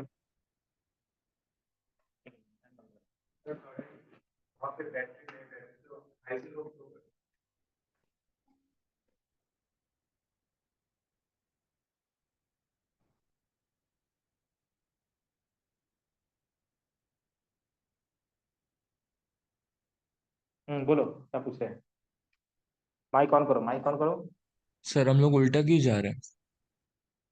उल्टा नहीं है, हमें कहा गया कि ए से बी जाना है, अपने मन से नहीं जा रहे हैं, हमें कहा गया कि ए से बी जाना है, ठीक है। हमें कहा गया है ए से बी जाने, ठीक है, तो इसलिए ऐसे जा रहे हैं। क्लियर यहाँ तक। अगर मुझे कहा जाए कि बी से ए जाना है तो बी से जाएंगे। हमें कहा गया बी ए माइनस बी, उल्टा अपने मन से नहीं जा रहे हैं, ठीक है। क्लियर है, हमने जैसा कहा गया उसके अकॉर्डिंग हम लोग प्रोसीड करें, ठीक है। हम्म, आएंगे। अब मैंने कहा ना कि मैं सर्किट को तोड़ मरोड़ दूंगा एक बार, ठीक है। अभी इसके बीच में पूछूंगा, इसके बीच में पूछूंगा, कहीं से, ठीक है। पूरा 4 साल यही तो किया है मैंने उधर, ठीक है। मेरा मेरा ब्रांच ही यही था, इलेक्ट्रिकल, ठीक है। जादवपुर यूनिवर्सिटी मेरा ब्रांच ही इलेक्ट्रिकल था, ठीक है। तो सर्किट को तो तोड़ा मरोड़ा बहुत है, ठीक है। चलो। ऐसे नहीं, मुझे कहा गया था ऐसे निकालने को, तो मैंने चलना शुरू कर दिया इधर से। मुझे कहा गया था वी ए माइनस वी निकालो, तो किसी एक जगह से तो मुझे स्टार्ट लेना था। मैं ए से स्टार्ट हो गया। नहीं, मुझे कहा गया था फाइन, मुझे ये कहा गया था fine V A minus V, ठीक है। तो वी ए माइनस वी तो कुछ तो ए तो पॉइंट लिखा है ना उन्होंने, अभी तो पूछ रहे हैं वी ए माइनस वी, तो ये पॉइंट लिखा है उन्होंने और पूछा है बी तक का डिफरेंस, तो मैंने ए से बी की तरफ चलना शुरू कर दिया, ठीक है। अब तुम पूछ रहे हो कि ऐसे ही क्यों जाएंगे, ऐसे क्यों नहीं जाएंगे, ऐसे भी जा सकते हैं, ठीक है। नहीं नहीं पूछेंगे तब भी जाएंगे, ठीक है, ठीक है। तो नहीं जाएंगे तब भी हम ऐसे जाएंगे, लेकिन दोनों से आंसर एक ही आएगा, ठीक है। अगर किसी ने सोचा कि हम ऐसे भी ऐसे जाएंगे, भाया डी होकर के जाएंगे, डी सी होकर के जाएंगे, ठीक है। जैसे वो चलता है घर से तो पूरा न्यूटन के चक्कर लगाते हैं यहाँ तक पहुंचता है, ठीक है। तो उस तरह से अगर किसी ने कहा कि चलो हम ऐसे जाएंगे, ठीक है, तो उस केस में क्या लिखेंगे, चलो। तो जो वी ए का पोटेंशियल वही वी डी का पोटेंशियल है, ठीक है। तो यहाँ से यहाँ तक आए तो हम वी ए ही लिखेंगे, जबकि डी का पोटेंशियल भी वी ए के पोटेंशियल के इक्वल। उसके बाद ऐसे जा रहे हैं, कैसे, डी से सी जा रहे हैं, तो यहाँ पे एक रेसिस्टर है कैपिटल आर, ठीक है, और यहाँ से रेसिस्टेंस आई, तो क्या लिखूंगा मैं, ठीक है, माइनस करंट के डायरेक्शन में जा रहे हैं ना, तो करंट के डायरेक्शन पहले मार्क कर देते हैं, ये हाई ये लो, ठीक है। तो हाई से लो जा रहे हैं, तो क्या लिखूंगा, माइनस ऑफ आई आर, ठीक है। उसके बाद पहुंच गया सी पे, जो सी है वही पी,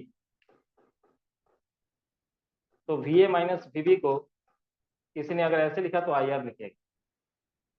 तो तुम सोच रहे हो कि यहाँ पे तो कुछ और आया था, यहाँ तो कुछ और आ गया, ये दोनों एक ही चीज है। अब थोड़ा पीछे जाओ, तो झाँको, पीछे जा करके देखो, यहाँ से देखो थोड़ा, एक स्टेप और आगे बढ़ते हैं। ई और आई आर को रहने देते एक साथ, दोनों इक्वल ही तो है।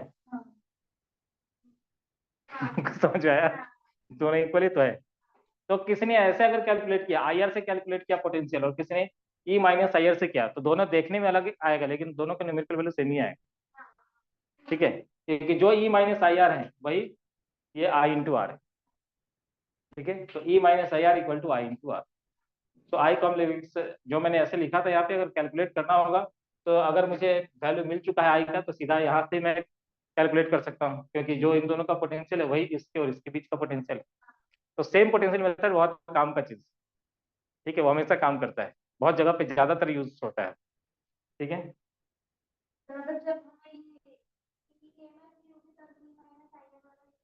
बिल्कुल कर सकते हैं, कभी दोनों का भी जरूरत पड़ सकता है वो सब सब क्वेश्चन में है, ठीक है। कभी हमें सिर्फ इससे काम हमारा बन जाएगा, ए से बी जाने में, इसके cross E minus I are. लेकिन उसके लिए तुम खुद सोच के देखो, तुम्हें सर्किट दे दिया, ठीक है, सब कुछ बता दिया कि इतना है, आर इतना है, आर इतना है, लेकिन तुम कह रही कि हम इस चलो इस फॉर्मूला से हम सॉल्व करना चाहते हैं, लेकिन उसके लिए तुम्हें करंट तो कैलकुलेट करना पड़ेगा, करंट तो वो नहीं देंगे, नहीं देंगे। तो पहले करंट का कैलकुलेशन होगा इससे, हो गया, ई बाई आर प्लस आर। ये हमें तो इसका जरूरत है ना, राइट हैंड साइड में जो इन्फॉर्मेशन चाहिए था वो सब दे रखा है, तो हमने करंट निकाल लिया। कैसे? पूरा लूप लगा करके, लूप लगा के करंट निकाल लिया। करंट जब निकल गया तो समझो तुम्हें ब्रह्मास्त्र मिल गया। ठीक है, फिर वो जहाँ का कहेंगे पोटेंशियल निकाल सकते हैं। ठीक है, करंट अगर मिल गया तो।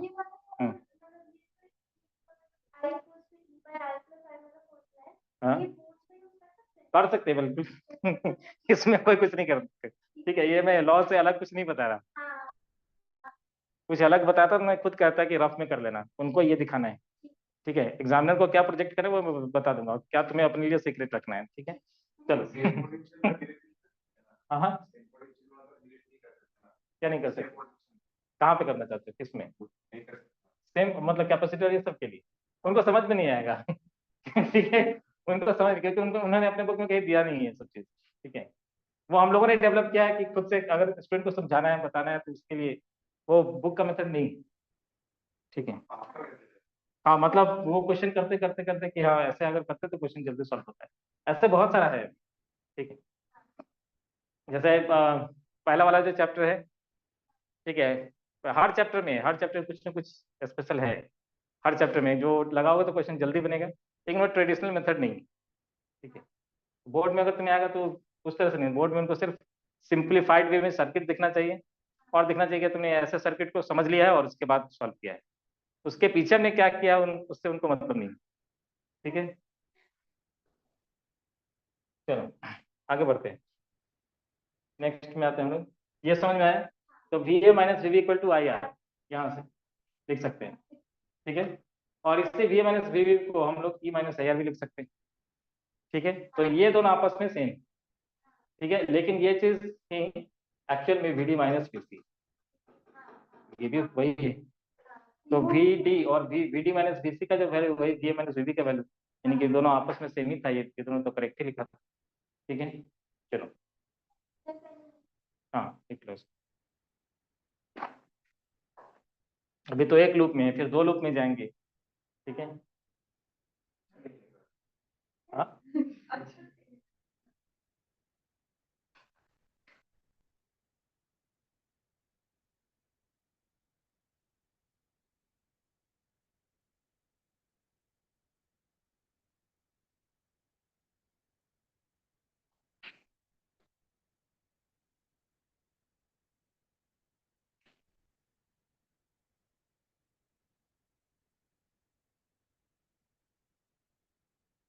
आगे बढ़े।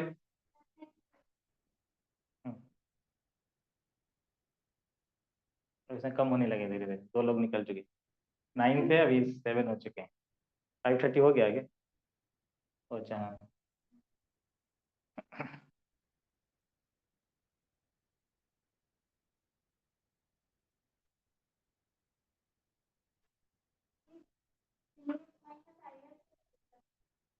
हाँ हाँ, जो ये था वही डी था, इसलिए वी लिखा, वी ए और यहाँ से चलना शुरू किया। ठीक है, तो V A minus of I R equal to V C, जो कि वी बी के इक्वल। ठीक है, चलो आगे आगे बढ़ते हैं।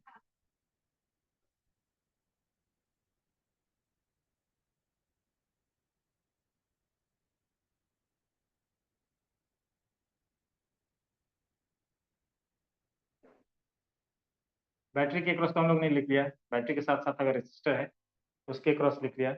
ठीक है,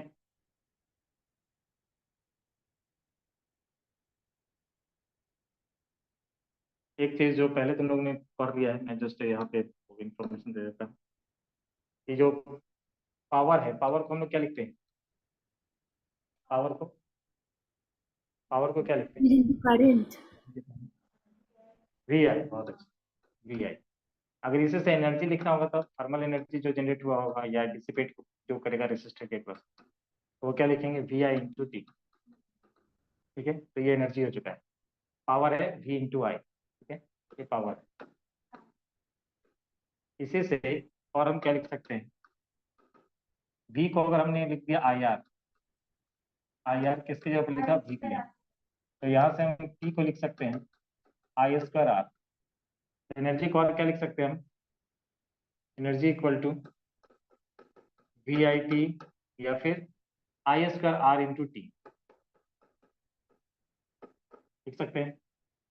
और एक और चीज, अगर इसी को आई को अगर हमने वी बाई आर लिख दिया तो P equal to V into I था, और आई को हमने लिख दिया वी बाई आर, ये हो चुका है वी स्क्वायर बाई आर। ठीक है, तो पी इक्वल टू एक और फॉर्मूला है क्या, V square by R. Energy की बात करेंगे तो क्या लिखेंगे, V square by R into T. अब कौन सा फॉर्मूला यूज करना है वो तुम्हें पता चल गया होगा। जब पोटेंशियल और करंट की बात करेंगे वो, तो ये यूज करना है। जब पोटेंशियल का डिस्कशन ही नहीं होगा तो आई स्क्वायर आर, और जब करंट का कोई डिस्कशन नहीं होगा तो वी स्क्वायर बाई आर। ठीक है, ये तीनों फॉर्मूला यूज किया जा सकता है पावर के लिए। ये मैंने एनर्जी का कैलकुलेशन किया है, इस सब में टाइम से मल्टीप्लाई कर दे रहे हैं, वो power into time, power into time. ठीक है, तो जो एनर्जी होगा वो एनर्जी कितना डिसिपेट हुआ है उसको हम लोग ऐसे लिख सकते हैं।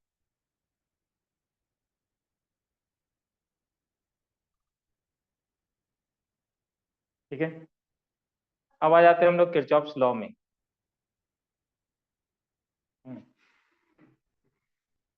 किरचॉफ्स लॉ तक हमें पहुंचना है आज, ये अराउंड 20 मिनट से हमें। क्या चीज? अच्छा, ये समझ में नहीं है। अच्छा ठीक है, चलो लॉ में आते हैं, उसका फिर इसको हम डिस्कस कर लेंगे। ठीक है,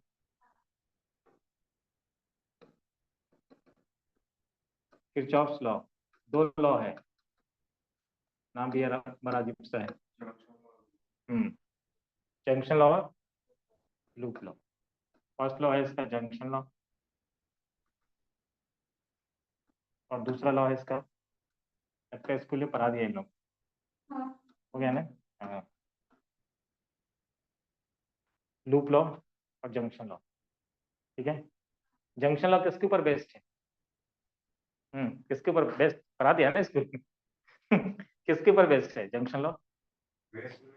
अच्छा, ये आंसर है अच्छा, जंक्शन लॉ किसके ऊपर बेस्ड है? जंक्शन के ऊपर। चलो जंक्शन, जंक्शन किसको कहते हैं जंक्शन? बहुत सारे। तो मीटिंग पॉइंट ऑफ वायर्स को जंक्शन कहते हैं।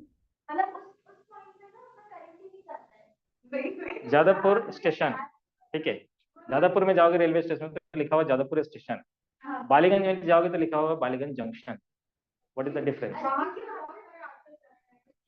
हाँ, उधर में ज्यादा लोग जाते आते जाते हैं, उधर में कम लोग आते जाते हैं।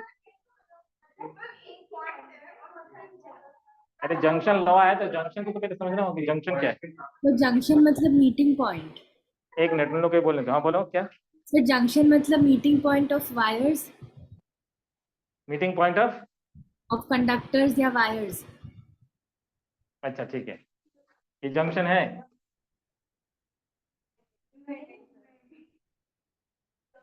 नहीं, उसने मीटिंग ऑफ वायर कहा था, दो वायर में जोड़ दिया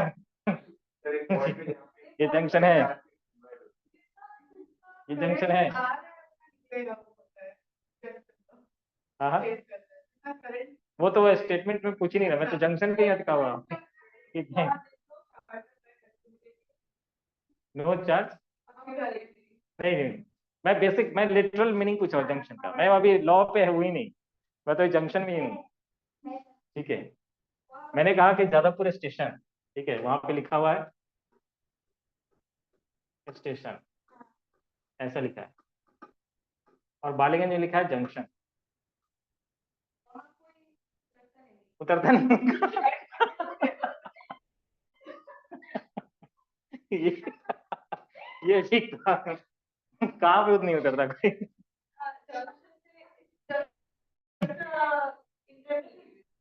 नहीं, चलो ठीक, पॉइंट जादवपुर स्टेशन में वन लिखा और हो तो यहाँ पे दो लाइन तुम्हें दिखाई देंगे। हाँ, बोला किसने? बोलो। a point where one or two things are joined. अच्छा, वन और टू जॉइंट, अच्छा ठीक है, चलो देख लेते हैं जादवपुर में उतरता है, बालीगंज में लोग उतरते हैं। ठीक है, तो ऐसा दिखेगा वहां पे कि एक ट्रैक इधर से है, ठीक है, इसको कहते हैं अप और इसको कहते हैं डाउन। ठीक है, ये उधर गरिया से जादवपुर होते हुए ये सियालदह की तरफ जा रहा है, और ये उधर से आया है डाउन, सियालदह से गरिया की तरफ जा रहा है। ठीक है, तो दो ही ट्रैक है इसको, दो ही प्लेटफॉर्म है। ठीक है, जब बालीगंज जाओगे तो ऐसा दिखेगा, तो 3 लाइन मिल रहे हैं। ठीक है, तब इसको हम जंक्शन कहते हैं, 3 या मोर देन 3।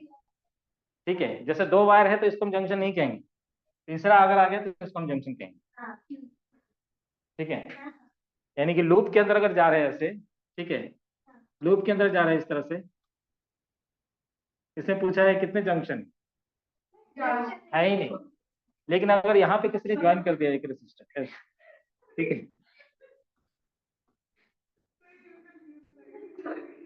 क्या हुआ, इसमें अगर पूछा जाए कि ये क्या जंक्शन है तो कहेंगे हाँ है। ठीक है, 3 और मोर देन 3 अगर कहीं पे आ रहा है तो हम कहते हैं जंक्शन। ठीक है, तब हम कहेंगे जंक्शन। क्लियर हो गया ये चीज? ठीक है, तो ऐसा नहीं कि कहीं पे बेंड दिखे जंक्शन हो, ये बेंड दिख रहा है यहाँ जंक्शन नहीं है। ठीक है, लेकिन ये वाला बेंड जंक्शन है।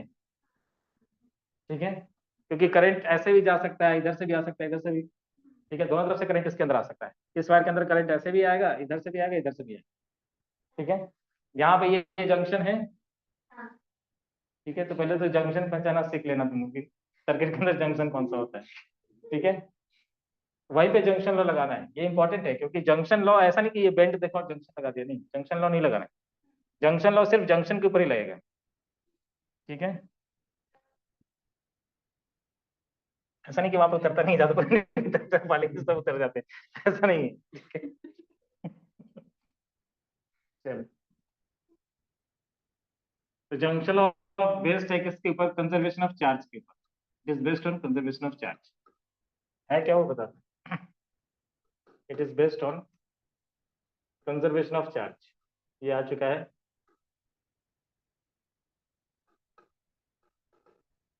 जेई मेंस में उसमें यही ट्रिपल होता था, ये पूछ चुके हैं, जंक्शन लॉ और लूप लॉ दोनों। It is based on conservation of charge. और तब कह सकते हैं जंक्शन के ऊपर जितना चार्ज आएगा इन करेगा उतना ही चार्ज वहां से बाहर भी जाएगा, एक्यूमुलेट नहीं होता, जो वो बोल रही थी, जंक्शन के ऊपर चार्ज एक्यूमुलेट नहीं होता। ठीक है, तो ये बेस्ड है कंजर्वेशन ऑफ चार्ज के ऊपर, और ये बेस्ड है conservation of, it is based on conservation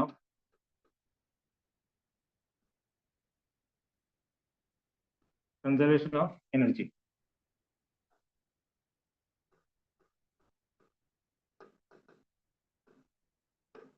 ये एनर्जी के ऊपर बेस्ड, एनर्जी कंजर्वेशन के ऊपर बेस्ड, और ये जंक्शन लॉ चार्ज कंजर्वेशन के ऊपर बेस्ड।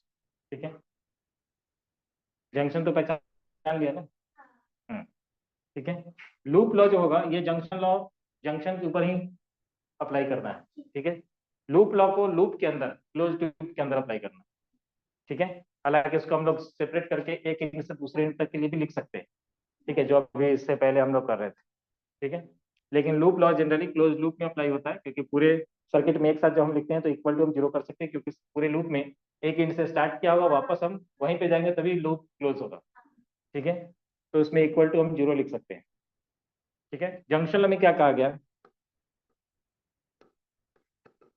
कि टोटल जितना भी जंक्शन के ऊपर जितना चार्ज आ रहा है या जितना करंट आ रहा है उतना ही करंट वहां से बाहर जाएगा। अगर इसको हमने I1 कह दिया, ये I2 कह रहे हैं, इसको I3 कह रहे हैं, तो लिख सकते हैं ऐसे कि I1 प्लस I2 ये जंक्शन के ऊपर आने वाला करंट, और ये जाने वाला करंट इक्वल टू I3। या फिर इसी को कुछ बुक्स में ऐसे लिखते हैं कि टोटल करंट जंक्शन के ऊपर जीरो है। ठीक है, I1 प्लस I2 ये आने वाला है, और ये तो जा रहा है इधर से, लेकिन हम टुवर्ड्स द जंक्शन जाएंगे तो minus I3 equal to zero. ठीक है, ऐसे भी लिखते हैं, देखिए बात। ठीक है, I1 plus I2 equal to I3, total current जो जंक्शन के ऊपर आ रहा है उतना ही जंक्शन से बाहर भी जाएगा। ठीक है, किसके ऊपर बेस्ड है? तो law of conservation of charge के ऊपर बेस्ड। अब आ जाते हैं हम लोग लूप लॉ में। लूप लॉ में 3 और मोर देन 3। ठीक है, हावड़ा क्या है? हावड़ा हावड़ा हावड़ा जो जगह है, स्टेशन है कि जंक्शन है? सर हाँ, स्टेशन है। हावड़ा स्टेशन है? हावड़ा स्टेशन है? जंक्शन है सर। हावड़ा स्टेशन है या जंक्शन है? सर्च कर लेना उधर में। ठीक है। जंक्शन है सर। हाँ, जंक्शन है, हावड़ा जंक्शन लिखा होता है, हावड़ा जंक्शन। ठीक है, हम लोग स्टेशन कहते हैं, हम तो जहाँ जाते हैं वहाँ स्टेशन ही कहते हैं ना, कोलकाता स्टेशन जहाँ जाते हैं वहाँ स्टेशन ही कहते हैं, लेकिन वो लिखा होता है हावड़ा जंक्शन। ठीक है।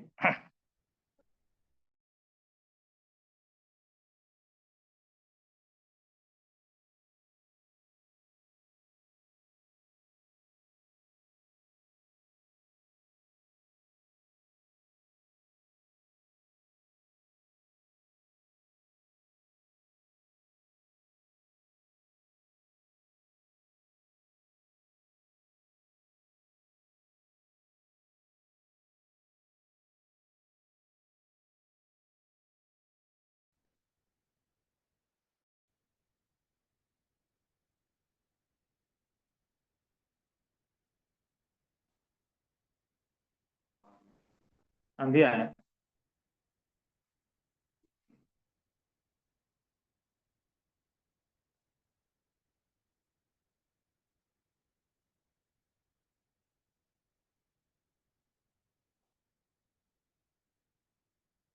मान लेते हैं इसमें करंट I1 सपोज अपने मन से लिख देंगे, ये इसमें करंट I2, इसमें करंट I3, ये R3 है, ये EMF एक बैटरी है EMF 1, यहाँ का EMF 2, एक बैट इस इधर में रेसिस्टेंस R4 है, एक करंट ऊपर से भी आ रहा है, क्या हो गया I3 या I4। सारे ब्रांच में करंट दिखा दिया। ठीक है, और सब में हमने ये,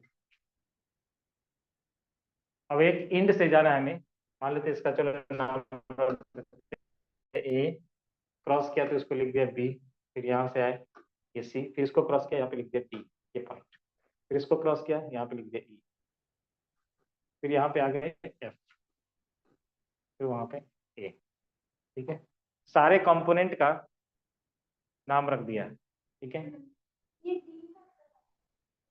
हाँ, ये इसको क्रॉस किया हमने, जब भी हम कोई कंपोनेंट को क्रॉस करें मैंने एक नाम रख दे रहा हूँ। ठीक है, ताकि मैं उसको उसके क्रॉस पोटेंशियल अगर पूछा जाए तो बता सकूं। ठीक है, क्योंकि जैसे ही क्रॉस करते हैं तो पोटेंशियल या तो घटता है या फिर बढ़ता है, वो डिपेंड करता है कि कैसा उसका कनेक्टिविटी। ठीक है, तो ए से चल रहे हैं हम लोग कहाँ पे, बी की तरफ, तो ऐसे स्टार्ट करेंगे VA, क्या लिखूं उधर में, करंट के डायरेक्शन में जा रहा हूँ, ये हाई ये लो, तो क्या लिखूंगा -IR इक्वल टू VB, लिख दिया IR1 I1 R1। ठीक है, तो यहाँ से हमने लिखा क्या, VA minus VB equal to I1 R, ये पहला इक्वेशन। चलो उसके बाद यहाँ से B से चलते हैं, VB करंट के डायरेक्शन में जा रहे हैं इसलिए -I2 R2, आ गए हम लोग C पे, क्या लिखूंगा VB minus VC equal to I2 R, second equation. C से अब जा रहे हैं तो एक बैटरी हमें मिला, बैटरी को क्रॉस कर रहे हैं, तो C से D तक, तो VC माइनस या प्लस, ये है लो ये है हाई, प्लस होगा, तो plus EMF E1 equal to VD, तो क्या लिखूंगा VC minus VD equal to minus of E1। उसके बाद एक रेसिस्टर को क्रॉस कर रहे हैं, तो VD, उसके बाद रेसिस्टर को कैसे क्रॉस करें, करंट ऐसे जा रहा है हाई लो, तो माइनस करंट क्या है इसमें I3, पहुंच गए हम लोग कहाँ पे VE, तो यहाँ से हम लिख सकते हैं VD minus VE equal to I3। ठीक है, उसके बाद E से जा रहे हैं हम लोग F तक, तो V रास्ते में क्या मिला है कि रेसिस्टर मिला है जिसमें करंट जा रहा था उल्टा हम लोग के अगेंस्ट।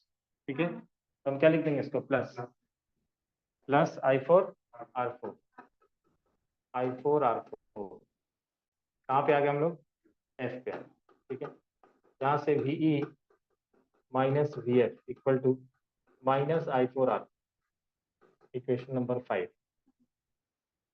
अब एफ से वापस ए तक जा रहे हैं, तो वी एफ प्लस से माइनस जा रहे हैं, तो minus E2 equal to V A.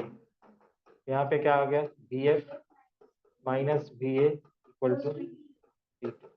6 add करो सब। सोचना क्या गया यार,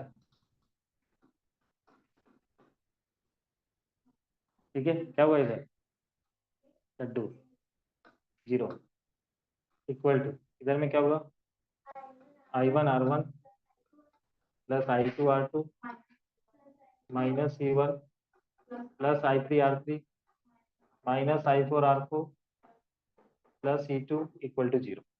कुछ लोग इक्वेशन को ऐसे लिखते हैं, कुछ लोग कहते हैं माइनस कॉमन निकाल के लिखूंगा।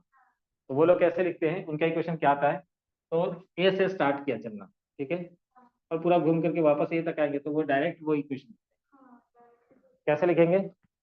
ऐसे अगर हमने चलना शुरू किया इधर से ए से, तो क्या लिखूंगा, करंट के डायरेक्शन में जा रहे हैं तो ऐसे लिखूंगा माइनस आई आर, ये बताया था I1R1 माइनस I1R1।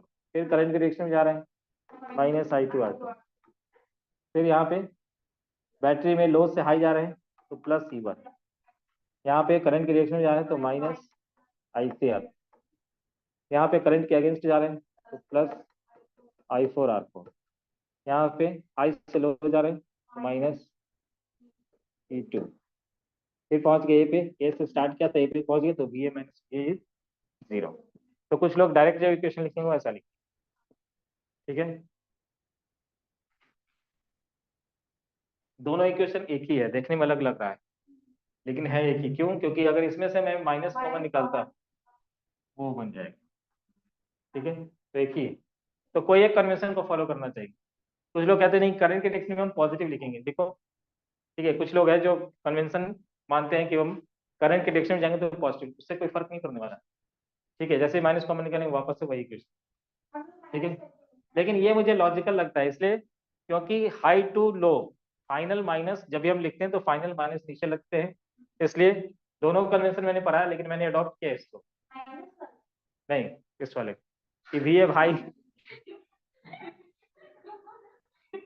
जो मैंने बताया, ठीक है, जो भी मैंने बताया, ठीक है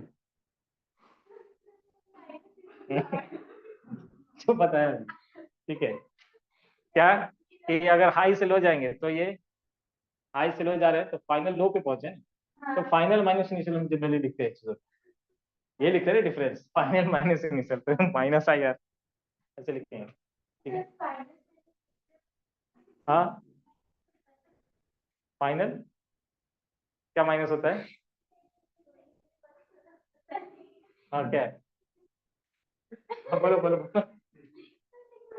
हाँ, ये लिखो, दोनों से कोई एक कन्वेंशन का तुम यूज करो। फाइनल माइनस इनिशियल, ये मैंने नहीं कहा कि पॉजिटिव होता है, अगर वो लो होगा तो कम पोटेंशियल में से हाई पोटेंशियल को सब्ट्रैक्ट करेंगे तो माइनस होगा। अगर फाइनल वाला हाई है तो हाई में से लो को करेंगे तो प्लस लिखते हैं। तो ये मुझे लॉजिकल लगता है, इसलिए मैं इस चीज को फॉलो करता हूँ, ठीक है। जल्दी नोट कर लो।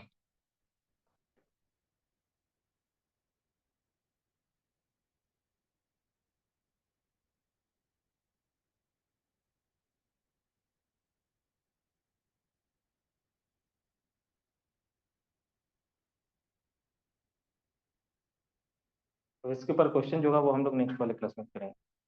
अब इसके ऊपर क्वेश्चन ही है, बहुत सारे क्वेश्चन, ठीक है, ऑलमोस्ट 40 to 45 क्वेश्चन। तो हम लोग को लगभग 30 क्वेश्चन करना पड़ेगा नेक्स्ट वाले क्लास में। 10 क्वेश्चन तक किया है ना। और ये सब चीज जो सीरीज कॉम्बिनेशन है वो सीरीज कॉम्बिनेशन बता चुका हूँ ऑलरेडी, किसमें, सीरीज और पैरेलल कॉम्बिनेशन, फिर मिक्स्ड ग्रुपिंग, वो सब चीज करा चुका हूँ, ठीक है।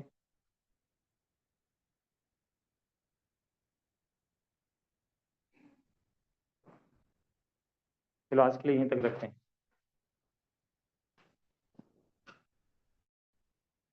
मित कौन सा तुम्हारा छूट गया है, ये निकल गया क्या,